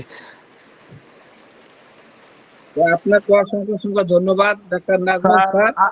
জি স্যার। স্যার আমার আর অল্প কিছু স্যার একটা কথা বলার ছিল স্যার সবার উদ্দেশ্যে বিষয়টা, যে আমাদের এই যে কাজী আজম স্যার আমাদের জন্য এই যে ওয়েবিনার গুলা বা যা যা করতেছে, এবং এটা বাদেও এই যে ইউটিউবে এই পর্যন্ত যত কেস টেকিং এর থেকে নিয়ে যা কিছু দেওয়া আছে, মানে একদম ফ্রি ভাবে দেওয়া। একটা মানুষ যদি শুধু স্যারের এই শেয়ার করা কেসগুলো অন্তত দেখে, মানে ইমাম সাহেব না হোক কিন্তু একটা মুয়াজ্জিন হইয়া মানুষের সেবা দেওয়া সম্ভব, শুধু এতটুক থেকে স্যার যাই না সম্ভব। এবং এই যে স্যার বারবার বলতেছে যে ভিডিও কল অফ করতে, তারপর স্যার আমাদের ভিডিও কল অন হইতেছে, এইভাবে তো স্যার আমাদের এই যে স্যার ভিডিও কেসগুলা দিতে পারতেছে না। এবং এই যে ইনফরমেশনের যে বিষয়টা, যে গ্রুপটা খুলছে ওইখানেও স্যার সবাই যে স্যার আজকে বারবার না করলো, অতএব ওইখানে কোনো আমাদের এই ধরনের কোনো মানে করাই যাবে না, শুধুমাত্র যে ইনফরমেশন আসবো শুধু আমরা এটাই রিসিভ করবো, এখানে কোনো হাই হলো আমরা কিচ্ছু করবো না স্যার। এটা সবার কাছে রিকোয়েস্ট স্যার। কলাম দেওয়ান, আপনার কেসটা ছিল হাইড্রোফোবিক শুরু কার্বোবেজ দিয়ে শেষ? না স্যার, সেকেন্ড সাইকেল মেডিসিন ওই প্রথমে ওই থুজা দিয়েছিলাম, তারপরে কাজ হয়নি, তারপরে মেডোতে সম্পূর্ণভাবে কাজ করছে স্যার। কয়টা মেডিসিন দিলেন মেডোতে স্যার? মেডোর নামে যে কয়টা কয়টা মেডিসিন ব্যবহার করছেন স্যার? একটা, দুইটা, তিনটা। হাইড্রোফোবিনাম, কার্বোবেজ, মেডোরিনাম আর থুজা, চারটা না? জি, একটা, দুইটা, তিনটা, চারটা স্যার, সরি চারটা স্যার। চারটা মেডিসিন ব্যবহার করছেন। কয়টা টু ডিজিজকে আপনি কনসিডার করছেন? প্রথমে কনসিডার করছেন আপনি পিআরএস, সেকেন্ড কনসিডার পিটিএস, জি, থার্ড কনসিডার থুজা, সাইকোসিস। জি স্যার। থুজা মেডো দুইটাই সাইকোসিসের মেডিসিন। জি স্যার। মানে তিনটা ট্রু ডিজিজকে স্যাটিসফাই করছেন, স্যাটিসফাই করে আপনি মেডিকেশন করছেন। জি স্যার। তার জন্য চারটা মেডিসিন দেওয়া হয়েছে। জি স্যার, রাইট। কিন্তু বলা হচ্ছে তো 9টা মেডিসিন 9 দিনে 45 বার দিতে হবে, সেটা কেন ফলো করলেন না? 949 না স্যার? হ্যাঁ, এটা কেন ফলো করলেন? স্যার আমি এটা বলতে পারবো না, আমি ওই ব্যাপারে একটু লিখছি। আপনার শিক্ষা আমি ওখানে প্রয়োগ করছি গ্রুপে। আমার গ্রুপে কেউ ভালো মন্দ কিছুই উত্তর দিতে পারলো না। আমি সেখানে লিখেছি 949, কেউ লিখেছে 949, যে প্রশ্নদাতা সে লেখছে 949, আবার যে উত্তর দিছে সে লেখছে 949। তো আমি সেখানে লিখেছি কেউ প্রশ্নদাতা 949 বলছে, কেউ উত্তর দিয়েছে 949। কিন্তু আমি একটা জিনিস বুঝলাম না, সেটা হচ্ছে কি তাহলে অবজারভেশন বিষয়টা কি বাদ হয়ে গেল? আমরা হ্যারিংস লর কোন নীতি কি মানবো না? এভাবে স্যার আমি কিছু লেখা লিখছি, সেখানে ডাক্তার মুজাহিদ স্যার একটা লাভ চিহ্ন দিছে, আর কেউ কোনো উত্তর দেয় নাই স্যার। ঠিক আছে, তার মানে হচ্ছে কি যে আপনার এই কেসটা কি সফল হয়েছে না ব্যর্থ হয়েছে? আলহামদুলিল্লাহ সফল, 100% সফল স্যার। তো সফলতার জন্য তো আপনার গাদা গাদা ওষুধ খাওয়ানোর প্রয়োজন নাই। এটা কি প্রমাণ হলো না? প্রমাণ হলো না কোনটা? প্রমাণ হয়েছে। গাদা গাদা ওষুধ কেন? ঘুমন্ত বাঘকে জাগাবো কেন? যেই বাঘগুলা জীবিত আছে সেই বাঘগুলার উপরে আমি ওষুধ দিয়েছি স্যার, একদম প্রসিডিউর মেনটেন করে, প্রগনোসিস করে, যা যা লাগছে তা দিয়েছি। রোগী সুস্থ, এখন আমি অন্যান্য মেডিসিন কেন মেডিকেশন করব স্যার? অবজারভেশনটা কি কি ইন্ডিকেট থেকে করছেন স্যার? অবজারভেশন, প্রথম অবজারভেশন তো এই 5 অবজারভেশন, ফিলিংস, থট, অ্যাক্টিভিটি এবং টেম্পারামেন্টের 5 অবজারভেশন আমি ঘুম থেকেই করছি। তার ঘুমের অবস্থা ছিল এই যে সে তো স্বামী হারা, সে 11টা বাজে ঘুমাতে যায়, 1টায় 1:30টায় ঘুম আসে স্যার। তো আমি যখন ওষুধ দিয়েছি তখনই তারপরে সপ্তাহের রেজাল্ট যেটা যে না আমার এখন ঘুম খুব তাড়াতাড়ি আসে। কতক্ষণ সময় লাগে? আধা ঘন্টা সময় লাগে। 2 ঘন্টা 2.5 ঘন্টা যেই মানুষটার সময় ঘুম আসতে সময় লাগে, ওই মানুষটার সামনের জীবনটা অতটা সুস্থ না। ব্রেন স্ট্রোক, হার্ট স্ট্রোক হওয়ার সম্ভাবনা থাকতেই পারে। মানুষটা বালিশে এপাশ করে কাঁদতেছে, বিভিন্ন দুশ্চিন্তা তার ভিতরে ভর করতেছে। এটা তো ভালো কিছুর লক্ষণ না স্যার। এক। দ্বিতীয়ত অবজারভেশন আমি যখন পেলাম যে হ্যাঁ ঘুমটা তার ঠিকঠাক আছে, প্যাথোলজি তার যাচ্ছে না, কিন্তু আমার মেডিসিন ঠিক আছে, আমি ঠিকঠাক জায়গায় আছি। এইভাবে তাকে মেডিকেশন করে যখন দেখলাম ঘুম, খাওয়ার ব্যাপারে আমি তাকে ডিএপি ডায়েট দিয়েছি স্যার। সন্ধ্যার আগেই তাকে খাওয়ার ব্যাপারে নিষেধ করেছি, সন্ধ্যার আগে খাবেন, রাত্রে কোনো খাবার খাবেন না। এই মহিলার সবচেয়ে বড় একটা অভ্যাস ছিল 10টার পরে খাইতো। আমি তাকে বলছি যে না, আপনার ওয়েট অনেক বেশি, আপনি খাবার খাবেন দিনে কিন্তু রাত্রে খাবেন না। তখন বলে যে আমি তো রাত্রি পেট ভরে খাই তো 5 মিনিটের মধ্যে শুইতে যাই। আমি বলছি না, এটা হবে না, আপনাকে 12 থেকে 14 ঘন্টা একটানা না খেয়ে থাকতে হবে, সেটা হচ্ছে রাত্রে। আপনি রাতের খাবারটা সন্ধ্যার আগে খেয়ে ফেলবেন। এইভাবে সে নিয়ম পালন করছে এবং কি সে 6 কেজি 5 থেকে 6 কেজি ওজন কমছে, তার মুখের ভাষ্য। আমি তাকে বলেছি কিভাবে সেটা আপনি নির্ণয় করলেন যে 6 কেজি ওজন কমছেন? সে বলল আমি আগের ওয়েট এবং পরের ওয়েট মেপে দেখেছি। বাসুর দোকান আছে, সেখানে ওয়েট মাপার বড় পালা আছে, সেই আগে পরের মাপটা তার কাছে দিত, সেই মাপটা সে পেয়েছে যে 5 থেকে 6 কেজি ওজন কমছে। আমি ডিএপি ডায়েট সম্বন্ধে বিস্তারিত ব্যাখ্যা তাকে দিয়েছি এবং সে পালন করছে স্যার। তো এই যে ঘুম জি স্যার, স্ট্যান্ডার্ড ডিএপি দিবেন না এমনি নরমালি ব্যবহার করছেন? স্যার স্ট্যান্ডার্ড ডিএপি দিছি। তাকে যে প্রসিডিউরটা দিয়েছি সেটা হচ্ছে রাত্রে প্রথম যে খাবার সেটা সে মাগরিবের নামাজের আগে খেয়ে নেবে, হালকা খাবার, রাত্রে কোনো খাবার খাবে না এটা। আর তার ওয়েট যা আছে তার গুণন করে যত গ্রাম আসে তত গ্রাম তাকে 3-4 পদের ফল খেতে বলছে। এখন বাজারে কেনা ফল তাকে তো খেতে পারবে না। আমি বলছি আপনি ওই বাসায় ওই যে পেয়ারা আছে, পেয়ারাই ফল, বাসায় যে কলা আছে আশেপাশে ওইটি ফল, আপনি যেই প্রাকৃতিক ফলটাই খান ওইটি আপনার জন্য ফল। সে বলছিল আমি এত টাকা পাবো কোথায় ফল কিনে? আমি বলছি কিনা ফল আপনার খাওয়ার দরকার নাই, আপনি ন্যাচারালি আশেপাশে যে ফলগুলো আছে ওইগুলা খান। সে সেইভাবে নিয়মটা পালন করছে স্যার, এবং কি সে আল্লাহ দিলে অনেক ওয়েট কমছে, এখন সে শারীরিকভাবে 100% সুস্থ। তার বয়ানে ছিল। আমি এই ভিডিওটা এই জন্যই বারবার দেখাতে চাচ্ছিলাম স্যার, যে সে তার ঠিক আছে। তার মানে হচ্ছে কি আপনি শুধু ওষুধে সারাতে পারেননি? না স্যার, ওষুধের সাথে ডিএপি ডায়েট দিয়েছি স্যার। কেন ভাই, আপনি তো একজন হোমিওপ্যাথের দায়িত্ব তো ওষুধ দেয়া। না স্যার, হোমিওপ্যাথের দায়িত্ব সব দিকে খেয়াল রাখা। একটা মানুষ অসময়ে খাওয়া দাওয়া করবে, আর যত রোগই হয় স্যার রাত্রে খাওয়া দাওয়ার পরে শুইলে যত রোগ হয়, এই রোগের পিছনে কিন্তু রাত্রে পেট ভরে খাওয়া দাওয়া করিয়া বিছনাটা ওই তৈরি পাইছে, শুয়ে গেছে, এই খাওয়াটাই তার জীবনের সবচেয়ে রোগের কজেশন স্যার, মূল কারণ। এটা এক্সাইটিং কজ স্যার। এই এক্সাইটিং কজ থেকে তো তাকে ফিরিয়ে আনতে হবে, শুধু মেডিসিনের উপর নির্ভর করে তো আমি চলতে পারবো না স্যার। এই জন্য আমি এই সিদ্ধান্ত কোথায় পেলেন আপনি? এই সিদ্ধান্ত আমাদের যে ওয়ার্কশপে আমাদের ডাক্তার সুনীল কুমার ঘোষ স্যার অত্যন্ত চমৎকার ভাবে আমাকে শিখিয়েছেন। আমরা সবাই গিয়েছিলাম, আমরা যারা গিয়েছিলাম আমি শিখেছি, এবং সেখান থেকে সে আমাদের এই প্রসিডিউরের ছবিও দিয়ে দিছে। আমি সেখান থেকে শিখছি স্যার, ওয়ার্কশপে যশোর। আচ্ছা, অর্গানন এই ব্যাপারে কিছু বলা নাই? হ্যাঁ, 77 নাম্বার সূত্রে তো স্যার স্পষ্ট বলা আছে। না 77 নাম্বার না স্যার, সরি 77, ঠিক আছে স্যার। 77 নাম্বার সূত্রে তো আরেকটা কথা বলা আছে স্যার, সেটা হচ্ছে সিবিটি, কগনিটিভ বিহেভিয়ার থেরাপি। নাকি সেটা 17 ফুট নয়? ও আচ্ছা, ঠিক আছে স্যার, ঠিক আছে, ধন্যবাদ স্যার। আমি এটা মানে করে ফেলেছি, গোলায় ফেলেছি স্যার। বিষয়টা হচ্ছে কি যে আপনারা যারা কালাম দানের কেসটা দেখলেন, এই কেসের বিশেষত্বের ভিতরে বড় বিশেষত্ব যেটা, সেটা হচ্ছে যে ওই মানুষটার যতগুলো সমস্যা, এই সমস্যার বর্তমান লক্ষণের উপরে গুরুত্ব দেয় নাই, এবং বর্তমান লক্ষণ থেকে ও র্যাপোর্টারি করে নাই, বর্তমান লক্ষণ থেকে কোনো ম্যাথমেটিক্যাল সাহায্যও দেয়নি। ও কি সাহায্য নিছে? সাহায্য নিছে হচ্ছে যে রুট কজ। রুট কজের ভিতরে সে প্রথমে পাইছে যেটা বংশগতি থেকে পিআরএস পাওয়া গেছে। তাহলে পিআরএস এর অ্যান্টিডট হচ্ছে আমরা জানি হাইড্রোফোবিনাম বা লাইসিনাম। উনি লাইসিনাম দিয়ে শুরু করছে। আর একটা জিনিস পাইছেন যে সেটা হচ্ছে যে তার প্রিডিসপোজিশনের ভিতরে আর একটা কজ ছিল, সেটা এক্সাইটিং কজই ছিল, কিন্তু পরবর্তীতে সেটা ফান্ডামেন্টাল কজে পরিণত হয়েছে।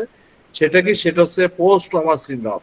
পোস্ট ট্রমা সিনড্রোম কিভাবে আসলো? সেটা হচ্ছে ওই মানুষটার, মহিলা মানুষ, তার অসহায়ত্বের মধ্যে যে তার বারবার স্বামী হারা হওয়া, এইটা তার ভিতরে সবচেয়ে বড় একটা পোস্ট ট্রমা হিসেবে ছিল। এই ট্রমাটাকে কিন্তু সে কনসিডারেশন করছে, এবং ওই মহিলার বলছে যে ওই মানুষটা, মানে ওই সেকেন্ড হাজব্যান্ড ইন্তেকালের পরে আস্তে আস্তে তার হচ্ছে এই জটিলতাগুলো ক্রমান্বয়ে বাড়ছে। তার মানে হচ্ছে যে ও একটা চমৎকার কথা বলছে, since not well being. James কেন্টের ভাষায় হচ্ছে সিমস নট ওয়েল বিং হচ্ছে অত্যন্ত গুরুত্বপূর্ণ ইন্ডিকেশন কার্বোভেজের উপরে, পোস্ট ট্রমা সিনড্রোমের উপরে, যেটা আমাদের শ্রদ্ধেয় শ্যামল স্যার সেটাকে পোস্ট ট্রমা সিনড্রোমের ভিতরে আছে। সে সেই ওষুধটা গ্রহণ করছে। তারপরে কি হয়েছে? তারপরে একটা এক্সাইটিং কজ পাইছে অ্যাপারেজম 77 অনুযায়ী, যে ওই মানুষটার খাবারের ক্ষেত্রে সে নিয়ম মেনে চলে না, যেটা প্রাকৃতিকভাবে মানা উচিত ছিল সেটা মেনে চলে না।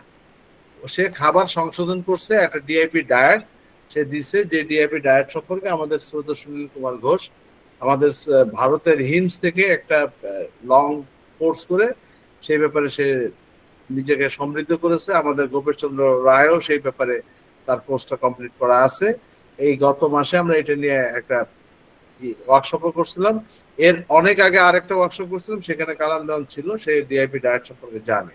সেখানে বলা হয়েছে কি 3 ধরনের বিষয় মেডিসিন হতে পারে: time as a medicine, earthing as a medicine, food as a medicine. তো সে কি করছে? 2টা মেডিসিন এক্ষেত্রে গ্রহণ করছে, একটা হচ্ছে time as a medicine, food as a medicine, এটাকে গ্রহণ করছে। মানে যে খাদ্য খাচ্ছে সে খাদ্যকে সে মেডিসিনে পরিণত করছে। আর আর্থিং কি আপনি গ্রহণ করেননি? স্যার সে তো গ্রামের মহিলা, সে ওই আর্থিন এমনি নিচ্ছে, ওই খালি পাই তো সে কি করে, যে অভ্যাসগত কারণে সে মাটির সংস্পর্শে থাকে, ফলে আর্থিং তার অটোমেটিকলি ছিল। তাহলে এই 3টা মেডিসিন, তারপরে সে কি করছে? ওই রুট কজ এবং এক্সাইটিং কজ এগুলা মেনটেন করতে করতে সে যে কয়টা মেডিসিন পাইছে সেই মেডিসিন গুলো সে প্রয়োগ করছে। যখন সে হাইড্রোফোবিনাম এবং পিআরএস এবং পিটিএস এর উপরে কাজ করে আসানোর ফল পাচ্ছে না, তখন সে তার সেকেন্ড সাইকেলে, অর্থাৎ তার ফিলোসফিক্যাল অ্যাসপেক্টসে গেছে। ফিলোসফিক্যাল অ্যাসপেক্টসে যে সে পাইছে thuja type of sycosis. Thuja type of সাইকোসিসে যখন গেছে তখন সে থুজা প্রয়োগ করছে। থুজা প্রয়োগ করার পরে যথেষ্ট ভালো ছিল, কিন্তু একটা পর্যায়ে থুজা আর কাজ করছিল না। তো আমরা জানি সাইকোসিসের যদি থুজা হোক আর মেডো হোক, যদি কোনো একটা মেডিসিন ঠিকমতো কাজ করতে না পারে, তার কমপ্লিমেন্টারি হিসেবে অন্য মেডিসিনটা প্রয়োগ করতে হয়। যেহেতু থুজা প্রয়োগ করে উপকার হওয়া সত্ত্বেও একটা পর্যায়ে বাধা হয়ে গেছে, তখন সে আপনার মেডোনিনাম তার কমপ্লিমেন্টারি হিসেবে ব্যবহার করছে, এবং মানুষটা অ্যাবসলিউটলি এখন হেলদি। অর্থাৎ সে পারফেক্টলি হেলদি কতটা হয়েছে এটা বিতর্কিত বিষয়, কিন্তু সে যে অ্যাপারেন্টলি হেলদি, এখন যে সে ডিজিজ বোধ করছে না, তার ভিতরে যে কনসাসনেস নাই, সে যে ফ্রিডম বোধ করতেছে, এইটা কিন্তু আজকে প্রমাণিত হয়েছে। ফলে আমরা এখান থেকে কি পাইলাম? আমরা এখান থেকে পাইলাম হচ্ছে যে আপনি যদি আপনার রুট কজ দিয়ে যদি কাজ করেন, এবং যে রুট কজ আপনি পাবেন একদম সিগনিফিকেন্ট, যার কোনো যে সিমটম, সাইন অথবা ইন্ডিকেশন গুলো পাবেন, তার উপরে থাকাটাই যথেষ্ট। কোনো অবস্থাতে এমন না যে 6টা ট্রু ডিজিজ আছে কি 8টা ট্রু ডিজিজ আছে, ওই ট্রু ডিজিজ ডট আমরা পর্যায়ক্রমে দিতেই থাকবো। এইটা কোনো অর্গানসম্মত প্যাথি না। এখন এইটা করে কি হয় না হয়, এটা আমরা গতকালকে ক্লাসে যারা ছিলেন আমাদের লাইসিনামে, তারা সেটা শুনেছেন। আমি অর্গানের রেফারেন্স দিয়ে আমি বিস্তারিত সেখানে আপনাদের জানানোর চেষ্টা করছি। তো আমার মনে হয় সেটা হচ্ছে যে আজকে কালাম দেওয়ানের এই কেসটা প্রমাণ করলো যে একটা মানুষকে সুস্থ করার জন্য 2টা 3টা 4টা মেডিসিন অনেক সময় যথেষ্ট হয়ে যায় সুস্থ থাকা বলতে তার ফ্রিডমটা ফিরিয়ে দিয়ে আনার জন্য। একটা মানুষকে আমরা 100% হেলদি বা অ্যাবসলুটলি হেলদি এইটা আমরা আশা করতে পারি না। কেন পারি না? যে আজকের যে মানুষ সে হচ্ছে লক্ষ কোটি বছরের সিকনেস বয়ে নিয়ে বেড়াচ্ছে। লক্ষ কোটি বছরের সিকনেস কালাম দেওয়ান 2-6 মাসের ভিতর শেষ করবে, এটা সম্ভব না। এটা মানে প্রাকৃতিক ভাবেই একটা অসম্ভব জিনিস, কিন্তু এটা হ্যানিম্যান স্যারও জানতেন যেটা প্রাকৃতিক ভাবেই অসম্ভব জিনিস। সেই কারণে কিন্তু তিনি কি বলছেন, সিক টু হেলথ, অর্থাৎ তাকে সিক থেকে হেলথ পৌঁছাতে পারলেই হলো। সেই হেলথ কোন হেলথ? যে হেলথটার সম্পর্কে আমাদের কেন্ট স্যার বলছেন, সে ফ্রিডম বোধ করে কিনা, সে স্বাচ্ছন্দ্য বোধ করে কিনা। সে যদি স্বাচ্ছন্দ্য বোধ করে তাহলে হ্যাঁ সে হেলদি, সে তাকে হেলথ বিবেচনা করতে হবে। সেটাকে আপনি অ্যাপারেন্টলি বলবেন কি অ্যাবসলুট বলবেন, এত বিতর্কে যাওয়ার দরকার নাই। এবং হ্যানিম্যান স্যার কোন একটা অ্যাপারিজমে পরিষ্কারভাবে বলছেন, বাবা তাত্ত্বিক হয়েও না, বাবা এত তত্ত্বজ্ঞান দরকার নাই, তুমি মানুষটাকে তার যে স্বাচ্ছন্দ্য বোধ এটা ফিরাই দাও, এইটা ফিরাই দাও, এটা ফিরাই দিলেই যথেষ্ট। তো সেই কারণে আমার মনে হয় যে আমাদের কালাম দেওয়ান এই স্বাচ্ছন্দ্যবোধ ফিরে আনতে এই মাত্র 4টে মেডিসিনে সক্ষম হয়েছে। 8টা-9টা মেডিসিনের তার প্রয়োজন হয়নি। একটা মেডিসিনের একাধিক পটেন্সি, 5টা-6টা পটেন্সি বারবার রোটেশন করার প্রয়োজন হয়নি। সে অবজারভেশন করছে, প্রয়োজন হলে দিছে, না হলে সে জার্মান মেডিসিন দিয়ে সময় পার করছে। তাই তো ব্যাপারটা এরকম। জি sir, G G.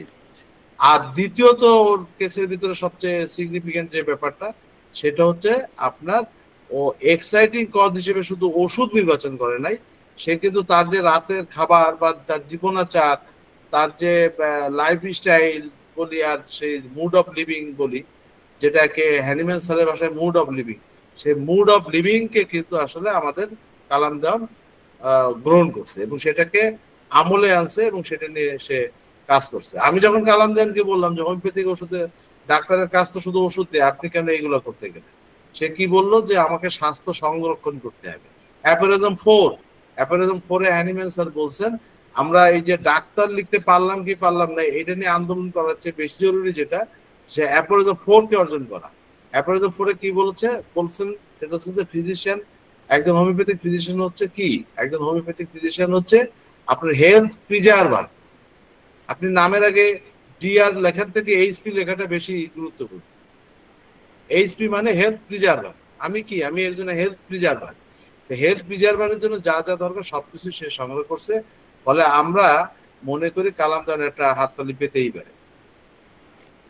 Thank you গোলাম মুস্তফা, আপনি অনেকক্ষণ হ্যান্ড রেজ করেছিলেন, আমার বক বক করার জন্য আপনি বন্ধ করেছেন, হ্যাঁ নামাই নিয়েছেন। আপনি বলেন, আপনি যা বলতে চাচ্ছেন। গোলাম মুস্তফা। আসসালামু আলাইকুম স্যার। নমস্কার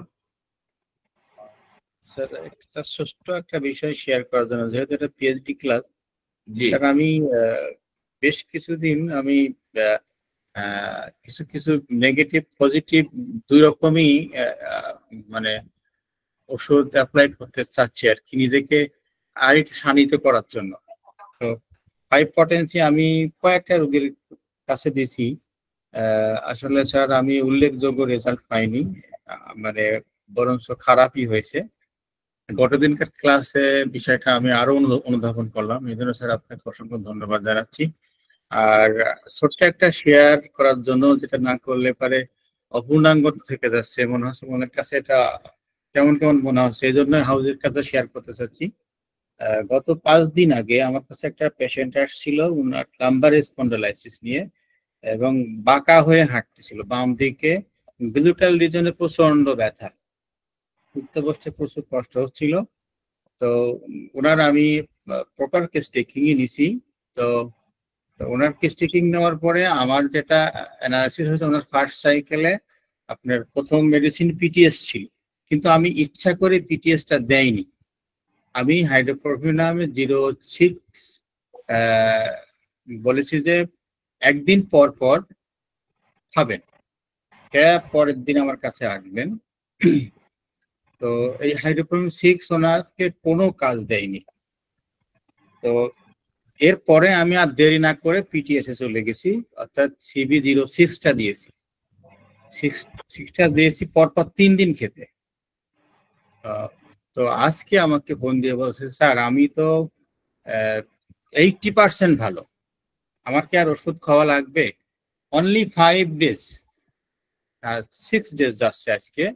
এই জিনিসটা স্যার আমার কাছে খুব ভালো লেগেছে, এই জন্য বিষয়টা সবার কাছে শেয়ার করতেছি যে আসলে প্রপার টেস্ট টেকিং। আমি জাস্ট অনলি হাইড্রোকোভিনামটা দিয়েছিলাম অন টেস্ট।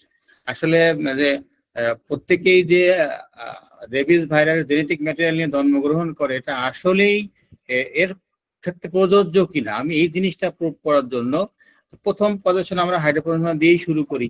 এটা একটা জেনেটিক কজ হিসাবে, তো তার ক্ষেত্রে আসলে প্রযোজ্য হয়নি। তার পিটিএসটাই তার জন্য পারফেক্ট মেডিসিন ছিল এবং সে আমাকে খুব খুশি মনে বলতেছে, স্যার আমি আর ওষুধ খাবো কিনা। বললাম না ঠিক আছে, আপনি তো মোটামুটি সুস্থ হয়েছেন, আরো কিছুদিন কন্টিনিউ করলে হয়তো আপনি আরো বেশি ভালো থাকবেন। আর আমি তাকে এই 3 দিনে অবশ্য ডিআইটি প্ল্যানেই রাখছিলাম। এই 2টা জিনিস আমি করেছি। তো এটাই ছিল আজকে আমার বলা। তো ধন্যবাদ স্যার। Thank you sir. আমি মোস্তফা স্যারকে অভিনন্দন জানাই যে মোস্তফা স্যার হচ্ছে আজকের এই লেকচারটা মানে এই উপস্থাপনার মধ্যে প্রমাণ করলেন তিনি অন্ধত্বে বিশ্বাসী না, তিনি যাচাই বাছাই করতে চান, কোনটা সঠিক তা নিরূপণ করতে চান। তো ব্যাপারটা হচ্ছে যে আমাদের প্রথিতযশা গবেষক, রিয়েল হোমিওপ্যাথির জনক বলে দাবিদার আমাদের শ্রদ্ধেয় স্যার শ্যামল কুমার দাস, তিনি বলেন যে হাইড্রোকোভিনাম দিয়েই শুরু হবে এবং হাইড্রোকোভিনাম হচ্ছে জেনেটিক্যালি আমরা সবাই পাচ্ছি, র্যাবিস ভাইরাস পাচ্ছি, কেননা আমাদের পূর্ব জন্মে বা আমাদের পূর্বপুরুষদেররা বন জঙ্গলে বাস করতেন, তারা তাদের ভিতরে পশু পাখির সাথে লড়াই করে যারা জীবিত ছিলেন তারা আমার পূর্বপুরুষ। ফলে জেনেটিক ম্যাটেরিয়াল হচ্ছে এমন যেটা হচ্ছে যে সিঙ্গেল স্ট্যান্ড আরএনএ ভাইরাস, যেটা খুব দ্রুত আমাদের জিনোমের সাথে মিশে যায়, সেই কারণে জেনেটিক ম্যাটেরিয়াল নিয়েই আমরা জন্মি। আচ্ছা, জিনেটিক যখন বলি তখন কিন্তু আমাদের মেন্ডেলের কথাটা বুঝতে হয়। মেন্ডেল স্যার কি বলছেন যে আমাদের মেন্ডেল স্যার বলছেন যে একই সাথে 2টা এলিল থাকে, একই সাথে 2টা এলিল থাকে, একটা ডমিনেন্ট আর একটা হচ্ছে রিসিসিভ, একটা ডমিনেন্ট আর একটা হচ্ছে রিসিসিভ। আচ্ছা, রিসিসিভ কি করে? জেনেটিক্সে রিসিসিভ কিন্তু কখনো কোনো অঘটন ঘটানোর সুযোগ নাই, তার পারে না সে, ঠিক আছে, সে প্রকাশিত হতে পারে না, আছে কিন্তু প্রকাশ হতে পারে না। তো র্যাবিস ভাইরাস যখন আমাদের শরীরে আছে, হ্যাঁ আছে, কিন্তু প্রকাশ যখন ঘটাতে পারে না, তার মানে হচ্ছে সে রিসিসিভ। এই সেম কথাটা অ্যানিম্যাল স্যারও কিন্তু অর্গাননে বলছেন যে আমাদের ভিতরে সমস্ত ট্রু ডিজিজ গুলাই আছে। ক্যান্সারও বলেছেন আমাদের ভিতরে সমস্ত ট্রু ডিজিজ গুলাই আছে, বাট সেটার কোনোটা প্রিডমিনেন্ট আর কোনোটা হচ্ছে রিসিসিভ। রিসিসিভ নিয়ে মাথা ঘামানোর কথা কেউ বলেননি, কোনো ঋষি আজ পর্যন্ত বলেননি, এক্সেপ্ট আমাদের গ্রেট টিচার শ্রদ্ধেয় শ্যামল কুমার দাস। ঘুমন্ত বাঘ জাগাতে হবে এই কথাটা আমাদের শ্যামল কুমার দাস স্যার ছাড়া আর কেউ বলেন, আজ পর্যন্ত কেউ বলেন। সবাই কিন্তু বলেছে যে তোমার কাজ হচ্ছে প্রিডমিনেন্ট যা আছে তাই নিয়ে কাজ করা। তো আমার মনে হয় যেটা গোলাম মোস্তফা স্যারের এই যে এক্সাম্পল, যেটা পিএইচডি ক্লাসের গুরুত্ব অনেকাংশে বাড়াই দিছে তার এই আজকের এই পর্যবেক্ষণটা, সেটা হচ্ছে যে যা রিসিসিভ সেটা স্যারের ভাষ্য অনুযায়ী জেনেটিক ম্যাটেরিয়াল বিবেচনা করে তিনি দিছিলেন, কিন্তু কাজ হয় নাই। কিন্তু কাজ হয় নাই মানে কি? মানে হচ্ছে সে ঘুমন্ত বা জাগাতে পারেনি। তো সেটার জন্য উনি খুব স্বল্প মাত্রায় দিচ্ছেন, ক্ষতির পরিমাণ হয়তো কম হয়েছে, বেশি মাত্রায় দিলে ক্ষতির পরিমাণটা বেশি হতো। তো প্রশ্ন হচ্ছে যে উনি পাইছেন পিটিএস কে পাইছেন ডমিনেন্ট বা প্রিডমিনেন্ট, সে পিটিএস এই কিন্তু তার মোটামুটি 80% কাভার করছে। 80% কাভার বলতেছে মুখে পেশেন্ট, কিন্তু পরক্ষণে আবার পেশেন্ট বলতেছে আমার কি আর ওষুধ খাওয়া লাগবে। তার মানে সে যদি 100% ফ্রিডম বোধ না করে তাহলে এই কথাটা সে বলতো না। তার মানে সে কিন্তু ফ্রিডমটা যা সেটা কিন্তু ফিরে পেয়েছে, তার ফ্রিডম সে ফিরে পেয়েছে। ফলে আমরা যদি ফ্রিডম গুলো ফিরে আনতে পারি সেটাই হচ্ছে আমাদের যৌক্তিকতা, সেটাই আমাদের বাস্তবতা। এখন আমার মনে হয় মোস্তফা স্যার এরপর আপনি কি করবেন? হ্যাঁ স্যার, আমি তো ওনার প্রপার কেস টেকিং নিয়ে রাখছি। তো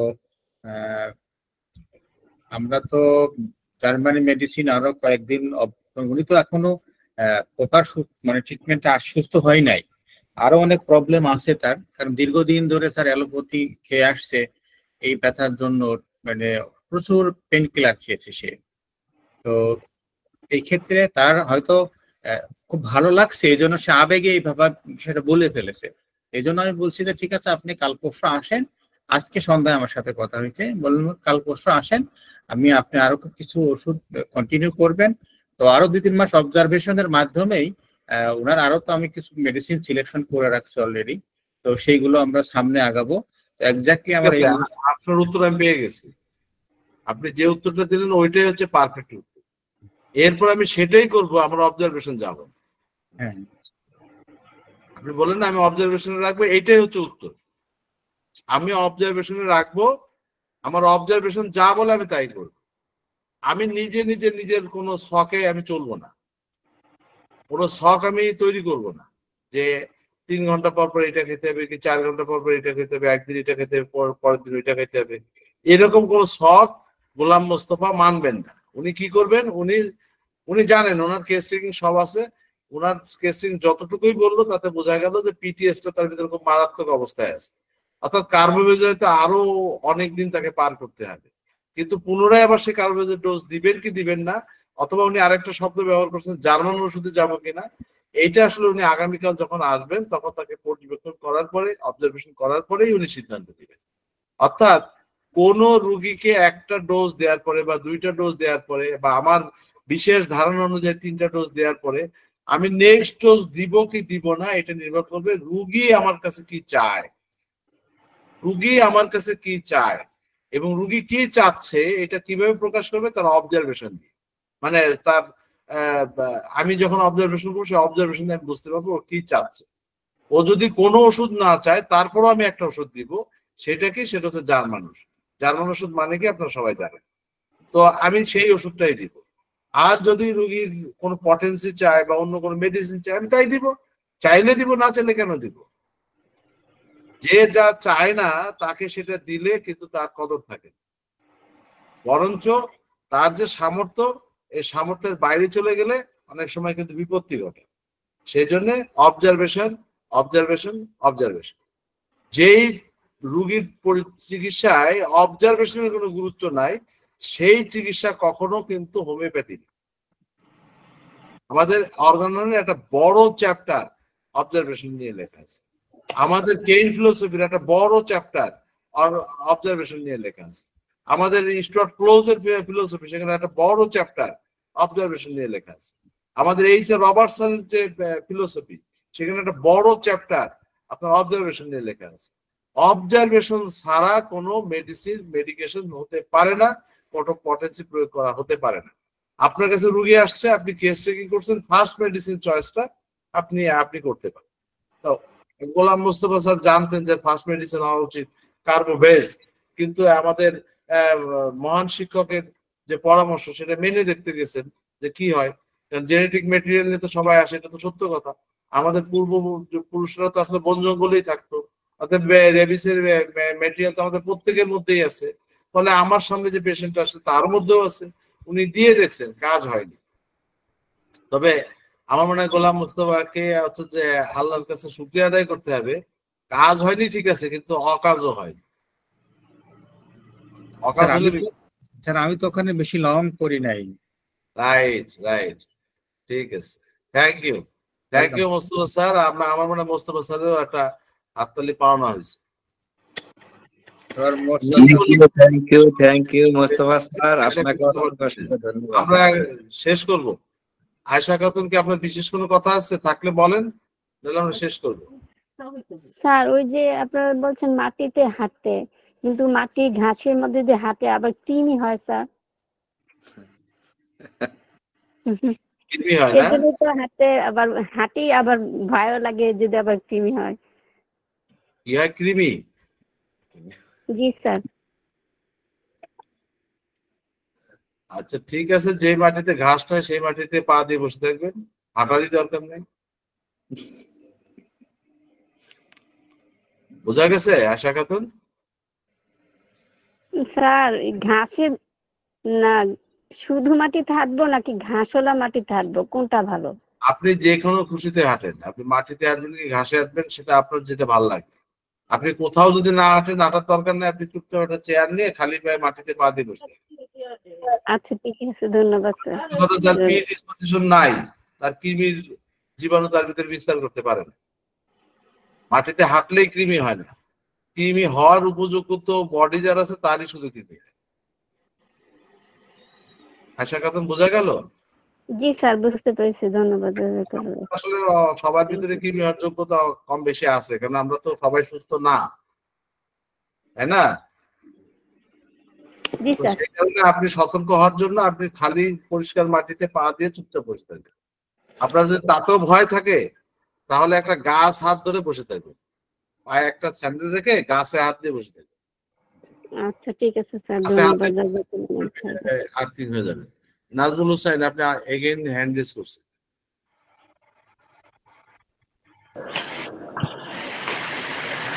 আসসালামু জি স্যার। স্যার মুস্তফা স্যারের সাথে স্যার ওই মানে ওনার কেসটার ব্যাপারে বা এই ব্যাপারে স্যার একটু কথা বলতেছিলাম যে স্যার বারবার বলতেছেন যে আমরা কেস প্রদর্শন করার জন্য স্যার, তো এই জন্য আমরাও স্যার আস্তে আস্তে তিলে তিলে স্যার চেষ্টা করতেছি ইয়ে করার জন্য। স্যার কিছুদিন আগে আমার কাছে একটা অ্যালোপ্যাথিক স্যার দোকানদার, ওনার প্রায় 25টা সমস্যা স্যার আমি নোট করছি। 25টা সমস্যা। নাজমুল একটু থামেন।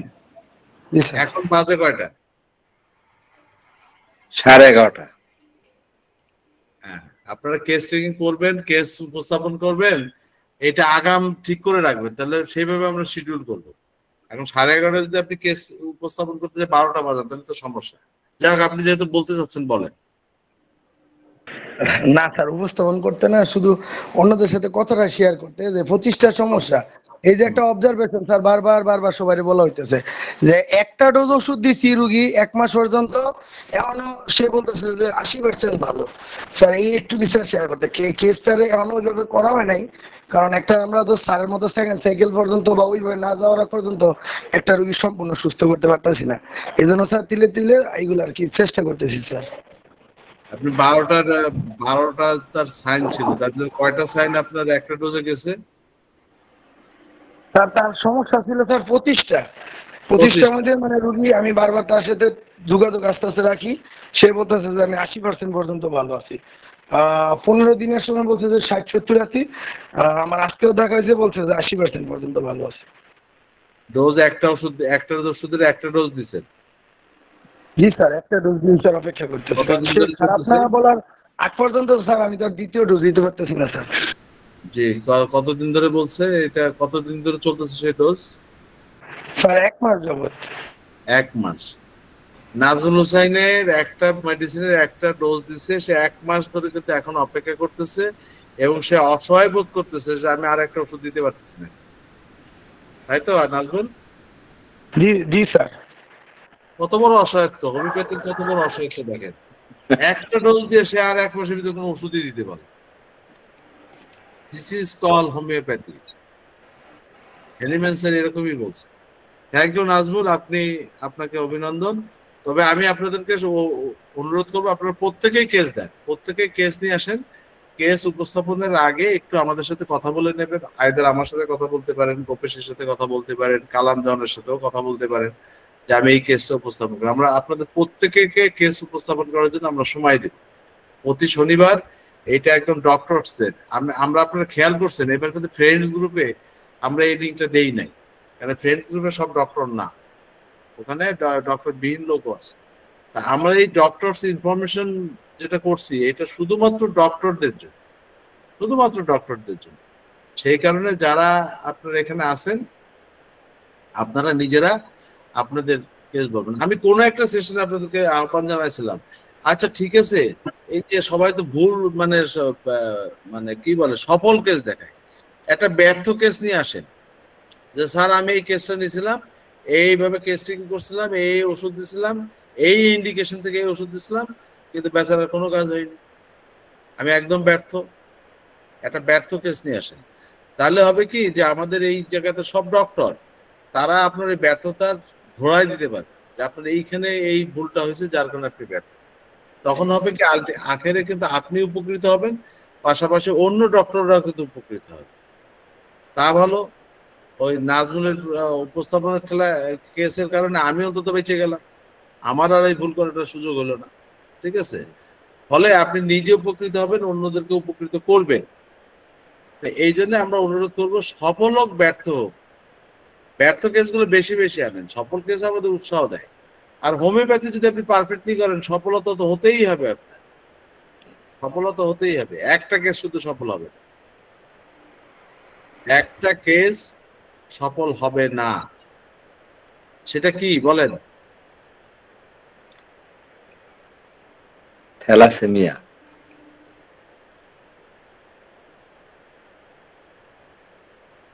যেই রোগটার কারণে মানুষটার মৃত্যু আল্লাহ নির্ধারণ করে রাখছে। আচ্ছা ঠিক আছে স্যার, ঠিক আছে। এই রোগটার দিয়ে মানুষটার মৃত্যু নির্ধারণ করে রাখা হয়েছে, সেই রোগটা কখনো ভালো হবে। তো থ্যাংক ইউ, আমি আর কথা বাড়াবো না। আপনারা যারা অংশ নিয়েছেন এত রাত পর্যন্ত, এখন আমি দেখছি 28 জন আছেন। আপনারা জ্ঞান পিপাসু মানুষ, আপনাদের জ্ঞান পাওয়ার আগ্রহ আছে, আপনারা জানতে চান, বুঝতে চান। আমি স্যারকে আহ্বান জানাবো, স্যার আপনি যদি কালামদানের এই আজকের সেশনটাকে যদি ক্লোজ করতেন, আমরা খুব খুশি হতাম। বিভাস চন্দ্র ঘোষ স্যার, আপনি একটু সমাপনী কিছু বলতেন যদি। বিভাস চন্দ্র ঘোষ।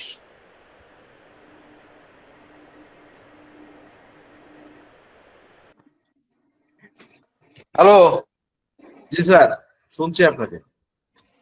শুনতে পাচ্ছেন? জি।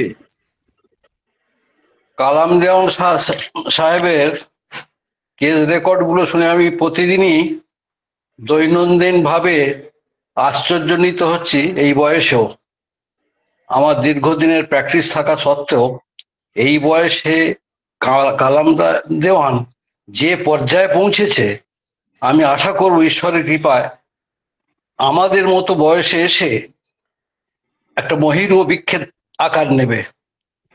বিশেষভাবে আপনাকে ধন্যবাদ জানাই আজম বাবুকে। আপনার অর্গানন ভিত্তিক যেভাবে আপনি পয়েন্ট আউট করে প্রতিটি ক্ষেত্রে বুঝিয়ে দিচ্ছেন, এইটাই প্রকৃত শিক্ষা। এটার যথেষ্ট উপযোগিতা আছে, বিশেষ করে নিউ কামারদের ক্ষেত্রে। আমরা হয়তো সিনিয়র ফিজিশিয়ান, আমরা খুব সহজেই অবজার্ভ করতে পারবো, কিন্তু নতুনদের কাছে আরো সুন্দরভাবে এটা আগামী প্রজন্মের কাছে ভীষণভাবে উপকৃত হবে বলে আমি আশা করছি। ধন্যবাদ, এর বেশি আর কিছু বলবো না, অনেক রাত হয়েছে। আমি প্রতিনিয়ত এগুলো শুনি। আমার ভীষণ প্র্যাকটিসের চাপ থাকা সত্ত্বেও আমি আপনাদের মতোই কেস রেকর্ড করতে পারিনি বা কেসগুলো উত্থাপন করতে পারিনি বহু ক্ষেত্রেই। এটা শুধুমাত্র আমার কেসের চাপের জন্য, আর কোনো কারণ নয়। অশেষ অশেষ ধন্যবাদ। আপনাদের সঙ্গে আমি ওই জন্যই জড়িয়ে থাকি। বুধবারের ক্লাসটা অনেক সময় ঢুকতে পারিনি মঞ্জুর সাহেবের এতে। আমার চেম্বার থেকে অনেক সময় হয়তো 10টা 10:30 বেজে যায়, কোনো দিন ফাঁক পেলে ঢুকতে পারি। কিন্তু এই শনিবারটা এই বিকেলের চেম্বারটা বন্ধ থাকে বলে আমি অধিকাংশ ক্ষেত্রে আমি ঢুকি। ধন্যবাদ। জি, আপনাকে ধন্যবাদ স্যার। আমি আপনাকে যেটা, আসলে আপনি আমাদের মোস্ট সিনিয়র পারসন এবং আপনার অনেক অভিজ্ঞতা সমৃদ্ধ চেম্বার আপনি পরিচালনা করে থাকেন। আপনার অভিজ্ঞতায় আপনার চেম্বারে অনেক সফলতার কেস রয়েছে, যেটা আমরা অবহিত আছি। আমরা স্যার আপনার কাছ থেকে যেটা জানতে চাই, দুটো মূল কথা যেটা জানতে চাই, সেটা হচ্ছে যে আমরা যা শিখছি, যা বুঝছি, এটা রাইট ট্র্যাকে আছে কিনা, নাম্বার 1। আর দ্বিতীয় কথা হচ্ছে ক্লিনিক্যালি এটা অ্যাপ্লিকেবল যোগ্য কিনা। অবশ্যই, সেই জন্যই তো শ্যামলবাবু আমাদের শ্রদ্ধেয় শিক্ষক। সব ঠিক আছে, ওনাকে রেসপেক্ট করি বলছি। আমিও হিউম্যানিক্যালি এত ওষুধের পক্ষপাতী নই, হ্যাঁ। যার জন্য আপনাদের এই অবজারভেশন গুলো আমি অনেক ক্ষেত্রে শুনি, এইভাবেই আমিও প্র্যাকটিস করি। জি, থ্যাংক ইউ স্যার। তাহলে আমরা রাইট ট্র্যাকে আছি, আপনাদের জন্য দোয়া করি। হ্যাঁ, অবশ্যই অবশ্যই অবশ্যই। ঠিক আছে, ধন্যবাদ। আল্লাহ হাফেজ। আজকে সেশনটা ছিল কালামের। আমি কালাম আপনি গুড নাইট জানাবেন। ধন্যবাদ স্যার, আপনি এত ওর প্রেজেন্টেশন ধন্যবাদ জানাবার ভাষা নেই, জি এইটুকু আমি বলতে পারি। জি থ্যাংক ও ইউ যা করছে, অনেক অনেক অভিজ্ঞ চিকিৎসক ওইভাবে প্রেজেন্টেশন করতে পারেনি, এইটুকু আমি বুঝেছি। জি thank you thank you, good night, good night. অসংখ্য অসংখ্য ধন্যবাদ ডাক্তার বিভাস চন্দ্র রয় স্যার, আপনি আমাদের মোস্ট সিনিয়র পারসন। আপনার মুখে প্রশংসা শুনে সত্যি আমি বিস্মিত এবং নিজেকে ধন্য মনে করছি। আমি এই প্রশংসা পাবার যোগ্য হতে পেরেছি কিনা আমি জানি না, তবে আপনার কাছ থেকে প্রশংসা পেয়ে সত্যি আমি আনন্দিত এবং গর্বিত। স্যার আমার জন্য দোয়া করবেন স্যার। চিরকালই শিক্ষা গ্রহণের ক্ষেত্রে জুনিয়র সিনিয়র কোনো ভেদাভেদ থাকা উচিত নয়, এটা আমি মনে করি। আমার যখন 58 ইয়ার্স এজ, সেই বয়সে আমি 35 বছর ছেলেদের লেকচারগুলো শুনতাম, যে ওই বয়সে ছেলেটা কতটা এগিয়েছে। সেই শিক্ষানুরাগী মন নিয়েই আপনাদের এগুলো আমি প্রতিনিয়ত শুনি। ধন্যবাদ, ঠিক আছে। জি স্যার, আপনাকে Good night. অসংখ্য অসংখ্য ধন্যবাদ স্যার। আর সকলকে আজকের মতো ধন্যবাদ জানিয়ে বিদায় নিচ্ছি। আল্লাহ হাফেজ, ভালো থাকবেন, সুস্থ থাকবেন।